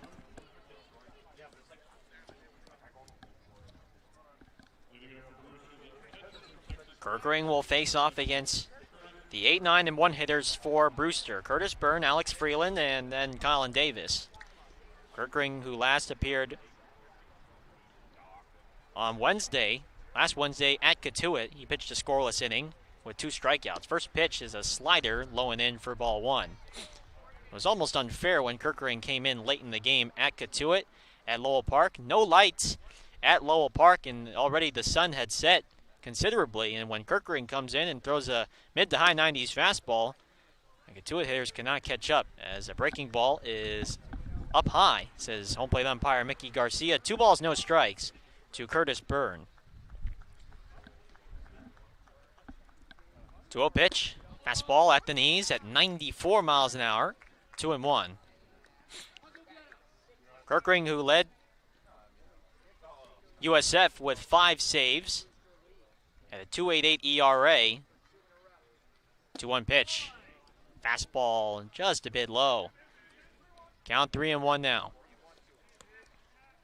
Kirkering, who had 62 strikeouts, over 35 walks, and 50 innings pitched for the Bulls of South Florida. 3-1. Fastball on the outside corner. Taken for strike 2. It's a full count now to Curtis Byrne, the TCU catcher. 3 balls, 2 strikes. The pitch. Byrne lines one in the right center field into the gap. Nobody is there. Over to cut it off is the center fielder McKenzie. Byrne will stop at first. And Curtis Byrne picks up his 3rd hit of the ball game, and his 2-run double to right is the difference right now in this one. Brewster was up 1-0 in the top of the 6th, and then Byrne broke it open with a 2-run double to give Brewster a 3-0 lead, and right now that is been the difference, with Orleans picking up 2 runs, still down by 1. So Curtis Byrne with a nice day at the plate. Came into the game with just 3 hits and 16 at-bats. He already has 3 hits tonight as the switch-hitting third baseman Freeland stands in, and on the first pitch, he wraps a liner in the right field down for a hit. Byrne will go for third. Here's a throw from DeLauder. Locklear will have to come away from the bag to go get it. It's not in time. Over to second alertly goes Freeland on the throw by DeLauder, and Brewster on the verge of breaking it open again here and adding some more cushion. There's runners at second and third with nobody out, and the top of the order coming up for the Firebirds, and the infield will come in here. On the bottom of this Brewster lineup, able to do a ton of damage here to open up this 9th inning. 1 run against the hottest offense in the Cape Cod the past couple of games is not comfortable, but Brewster a chance to add a couple more. Colin Davis, one of the best hitters in the league right now. 2 for 4 with a pair of hits. First pitch with the infield in, and he pops it up in the shallow right. Chanier was playing in. DeLauder racing in now. He's going to make the catch in shallow right. And the throw gets away from Guillemette. Good job by the pitcher Kirkering to back up the errant throw. If Kirkering is not there backing up that throw that got past the catcher Guillemette, Byrne is scoring from third. And that's a big play. So an unproductive out off the bat of Colin Davis. And more importantly, a great play by Kirkering to get behind that throw there from Chase DeLauder. 1 away here in the 9th. Here's Jake Thompson now. Infield remains in for the Firebirds. First pitch from Kirkering is a slider right down the middle, taken for strike 1. No balls in the strike to the Oklahoma State first baseman Thompson. He's 1 for 4 tonight with a single to right. Kirkering at the set, 0-1. Fastball is a bit outside at 95. Count even at 1. Marcano remains in the game. Julio Marcano remains in the game defensively. He's now at first base for Matt Goodhart. 1-1 pitch. Backdoor slider on the outside corner for a called strike 2. Jake Thompson gives home plate umpire Mickey Garcia a not-so-friendly look, you could say. Disapproving with the call. And now 1-2. Kirkering trying to get a strikeout here in a strikeout situation. 1-2. On the ground to short. Softly hit. Blackwell has it. Looks the runner over back to third. Throw to first. In time to get Thompson out by a step. A good play by the Dayton shortstop Benjamin Blackwell. Boy, that infield grass really slowed down that ground ball off the bat of Jake Thompson, and Blackwell had to make a long throw from deep and short. Nice play. The runners stay put at second and third, and there's 2 down. The infield can now go back to normal depth, and here is Neto now for Brewster.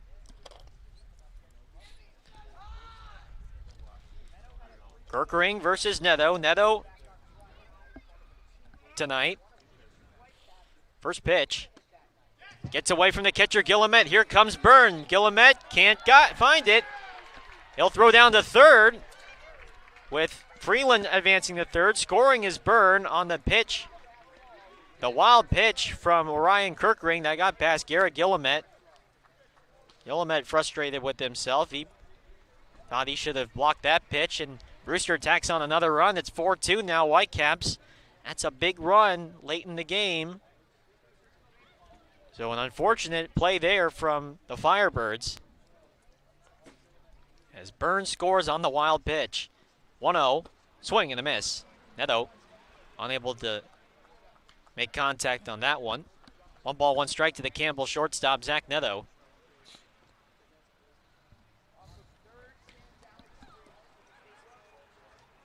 One run here in the 9th. A big insurance run to increase the lead to 2.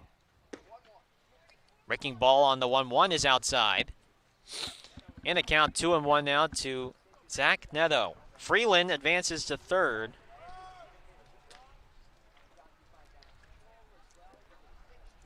Neto tonight 0 for 3.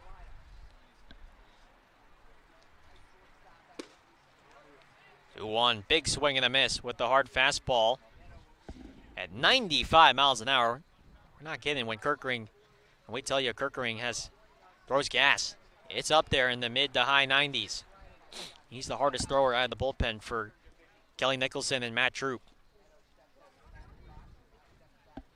2 balls, 2 strikes to Neto with Spencer Jones on deck. The pitch is outside for ball 3. 3-2. Orleans will have Guillemette, Chardonnay, and Thomas. The 9-1 and 2 hitters dude up here. In the last of the 9th, their last opportunity here on this Monday night. 2-2 to Neto. Breaking ball, Neto, high fly ball, deep right field. DeLauder racing back toward the wall, and it's off the fence. Scoring from third is Freeland, and stopping at second is Zach Neto. RBI double down the right field line toward the 314 marker as it hits off the neck signage out and right. And another run for the Whitecaps. It's now 5-2 here in the 9th.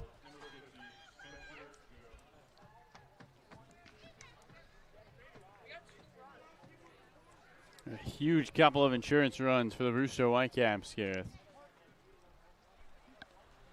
First pitch to Spencer Jones out of Vanderbilt. Breaking ball low. 1-0 to the Brewster right fielder, Spencer Jones. Whitecaps 5, Firebirds 3. Neto at second, 2 down here in the 9th. 1-0. Fastball outside corner for a called strike.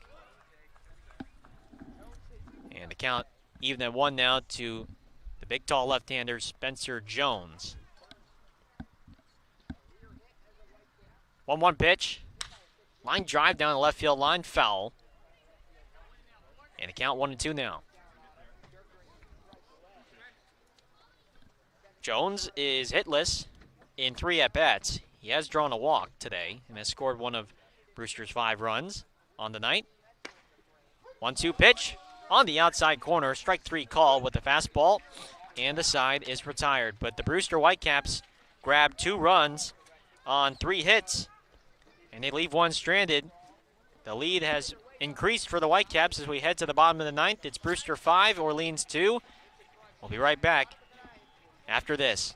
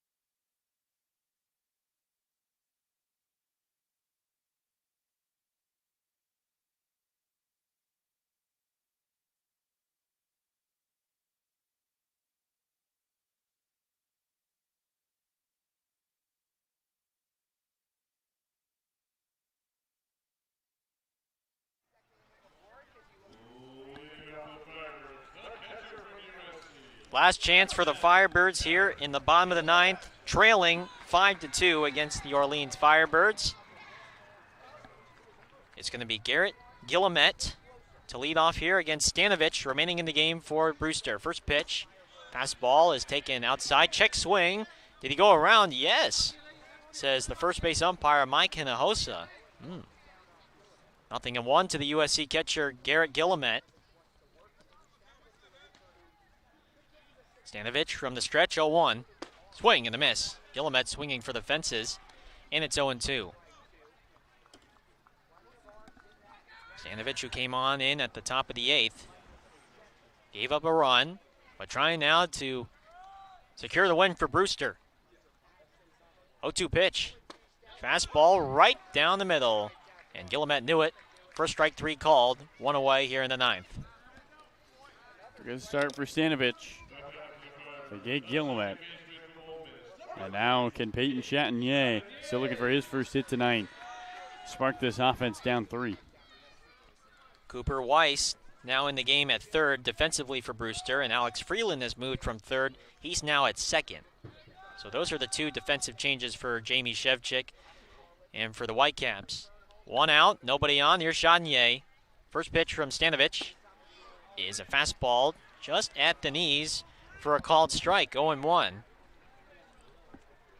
Chatinier hitless in 4 plate appearances. He struck out 3 times, and he has walked. The Ole Miss second baseman awaits the 0-1 from the Rutgers left-hander. Swing and a miss. That's a good slider from Stanovich. Chatinier down now 0-2 with Ryland Thomas on deck for Orleans. Firebirds back at home tomorrow against the West Division's best team and the best team on the Cape in the Bourne Braves. 7 p.m. first pitch, 6:45 pregame right here on the Birds Broadcast Network. From the set, 0-2. Chatinier fights it off, fouls it toward the on-deck circle of the Firebirds. And it's 0-2 to Peyton Chatinier.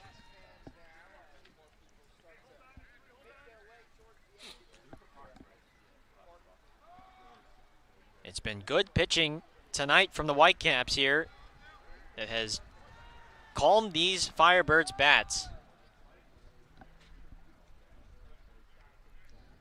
0-2 is up high and outside. 1 ball, 2 strikes.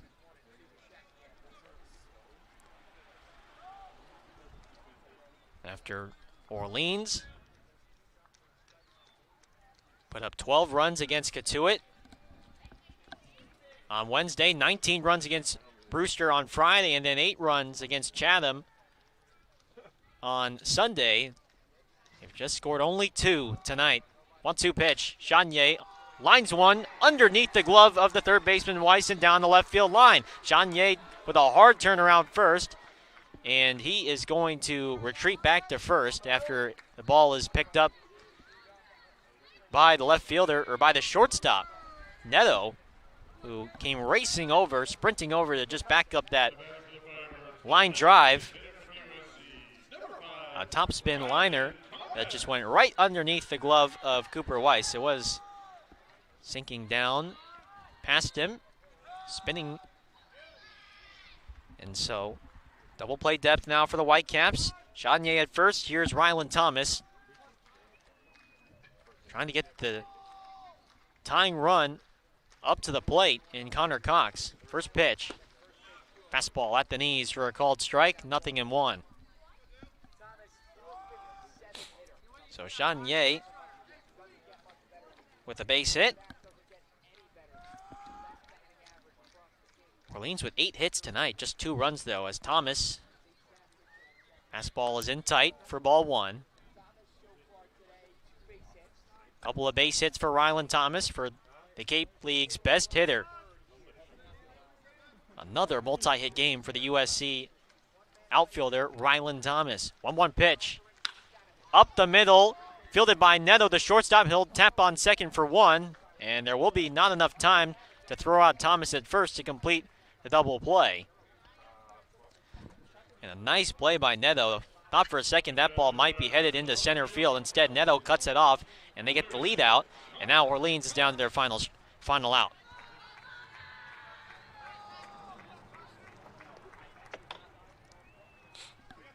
So here comes Cox with 2 down.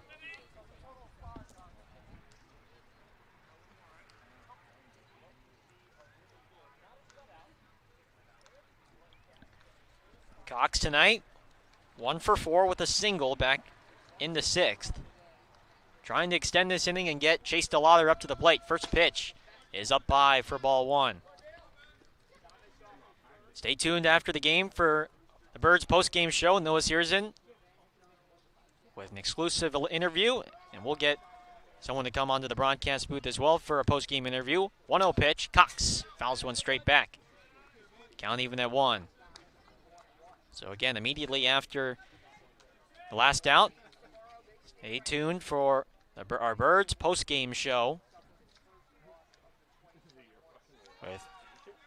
with me, Carlo Jimenez, and Noah Searson, our sideline reporter. 1-1 to Cox with Rylan Thomas at first.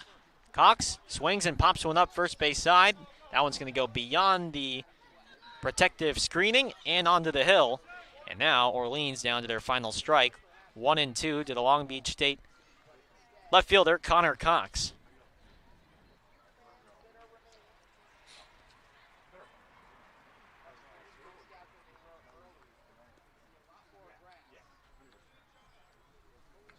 Brewster tomorrow will be hosting the Falmouth Commodores tomorrow night from Stony Brook Field.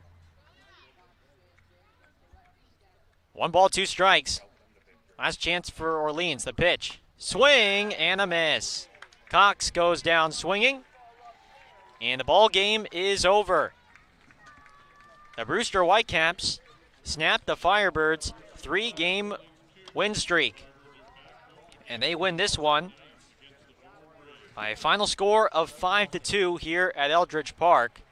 And if it was going to be any team to take down Orleans and halt their momentum, Brewster would certainly be that team. One of the best pitching teams on the Cape. And if you take away the game that they gave up 19 runs to the Firebirds and 7 home runs on Friday, they would be ranked among the league leaders in almost every other statistical category. That's basically the outlier in the data for the Whitecaps. But they improved their record to 6-4-2. And meanwhile for Orleans, they will fall to a record of 6-5-2. And Orleans will be back in action tomorrow at home from Eldridge Park against the Bourne Braves.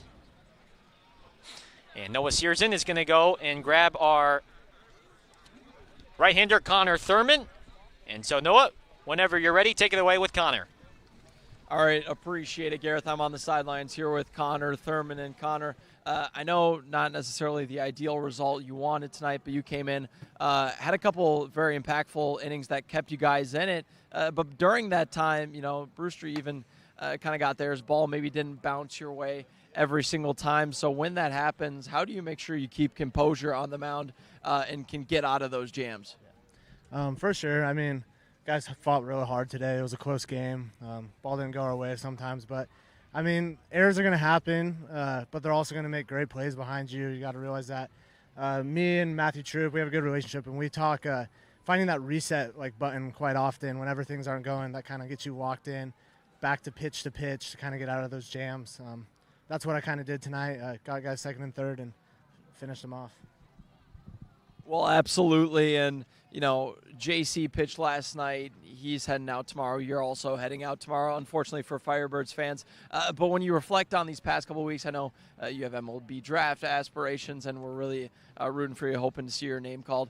But when you're thinking about these past couple of weeks, what did playing for the Firebirds mean to you? What are you going to miss most about playing here at Eldridge? Yeah, for sure. I mean, it was a blast. Orleans is great. These fans are great. They come out every night. I'm going to miss me and JC were roommates, and riding the bike into the field was real fun, kind of riding through town. Those are kind of some of the best memories, kind of getting to know the fans and the people, for sure. Absolutely. Well, Connor Thurman, you'll surely be missed. A lot of impactful innings for the Firebirds this season, and we wish you the best. Safe travels tomorrow, and we'll be looking out for your name next Sunday. Guys, back to you. All right, thanks so much, Noah. And I'm sitting here now with UCLA right-hander Max Rajic. Max, you started the game for Orleans. You threw 4 1/3 scoreless innings, had 2 strikeouts over 2 walks. What do you think of your performance tonight? I felt like I had good command of my fastball, getting in ahead and getting in good counts. Also had good defense playing behind me and got out a few jams as well. Yeah, and you were a closer at UCLA, one of the best closers in the country, and now you're being converted into a starter. First time this summer that you went over 3 innings. What was that like, and how your arm is now adjusting to becoming a starter's arm and now the closer's arm? It's been taking it took a while to get my arm back into shape, but it's good to get back to the starting routine, and it's missed the fun of going more than three innings for sure. How's the Cape treating you? For you, you got a couple of UCLA guys along with the ride for you, and Jake Salmon, Jack Philby, and how's the Cape treating you so far? Cape's been awesome. The fans, the people here, the town of Orleans has been super nice. It's also nice to have a few teammates from UCLA here, and it's been a great experience. Well, Max, good start tonight, and we'll see you next week. Whenever your next start is for the Orleans Firebirds. Good start tonight. Thank you. Absolutely. So Max Rajic joining us, and we'll check and see if Noah Searson grabs one. You're good to go, Max. You can head out. There we go. Or he's going to grab Julio Marcano here in just a second. But thanks again to Max for taking some time to talk to us here on the broadcast. And Julio, who did drive in the go-ahead, not the go-ahead run, but Julio drove in the first run of the game with a pinch hit, and he is standing by with Noah. And so Noah Searson standing by with Julio Marcano. Take it away. I appreciate it, Gareth. I'm on the sidelines here with Julio Marcano. Not necessarily the result you wanted tonight, but you actually had a pinch hit at bat, big RBI that kept you guys in it for a while. So when you're thinking about, a game that you're not playing in, but you got to keep mentally in the game, how do you do that knowing that my number could get called at any time late in the game? Well, I knew coming in, my brother's here, so I had a really good chance of getting a pinch hit at bat, knowing that he was in the lineup, and if someone were to get injured, he'd be able to get in. So I just, I was mentally focused the entire game, knowing what the pitchers were throwing, and you got to stay loose the entire game. So like when your number is called, you're ready. Yeah, and when you're thinking about this game, got a rebound tomorrow. Bourne undefeated coming into today. They've been the best team in the Cape. Is that something that you guys are going to think about before the game, kind of looking at them wanting to knock off the top dog, or is it just another game and when you're going to try to take care of business, move on to the next? It's just like you said, it's just another game, and we're playing really confident right now. Yeah, today didn't go our way, but I mean we won our last 3, and we're just playing confident. We know that we're a good team, and so we just string some hits together and it'll come. All right, tough game against Brewster tonight, but team confidence still at an all-time high. Julio, thank you so much for your time today. Good luck, and we'll see you tomorrow. All right, thanks so much, Noah Searson, who was standing by with Julio Marcano. Julio drove in the first run for the Firebirds, with a pinch hit single off the bench. Or he drove in the second run of the game with a pinch hit single in the 8th. And back here with Carlo Jimenez, Gareth Kwok for the Birds Broadcast Network as we wrap things up. And Carlo, the fun had to end at some point, and the 3-game winning streak has been snapped here at Eldridge Park by the Brewster Whitecaps. And, we were, in doing the preparation for this Whitecaps team, I mean, this is the team that figured to be the one that maybe would impede the Firebirds' momentum. Their pitching is for real. Yeah, a Firebirds team that struck out 9 times today, and that just seems to be a common theme in these losses, high strikeout numbers for opponents. And Orleans, when balls aren't flying out of here, it's tough to get going. Didn't have more than a hit in an inning until the 6th, and just never really found a rhythm offensively. And Brewster, one of the best pitching staffs in all of the Cape Cod Baseball League, so you can expect a long night when they're out there. A tough loss for the Birds, but hopefully a motivating one when the best team in the Cape, the Bourne Braves, come to town tomorrow. Yeah, that's going to be a very fun one tomorrow night, 7 p.m. first pitch. We'll have 6:45 pregame with the early bird pregame show with our silent reporter Noah Searson. So mark your calendars for tomorrow at 7 p.m., 6:45 pregame when the Orleans Firebirds, one of the best teams on the Eastern Division, take on the Bourne Braves, the best team on the Cape. That's going to do it for us here at Eldridge Park. For my partner Carlo Jimenez, and for our sideline reporter Noah Searson, and for our entire production crew, this is Gareth Kwok saying so long, and we will see you all tomorrow for more coverage of Orleans Firebirds baseball here on the Birds Broadcast Network. We will see you all tomorrow when the Firebirds take on the Bourne Braves.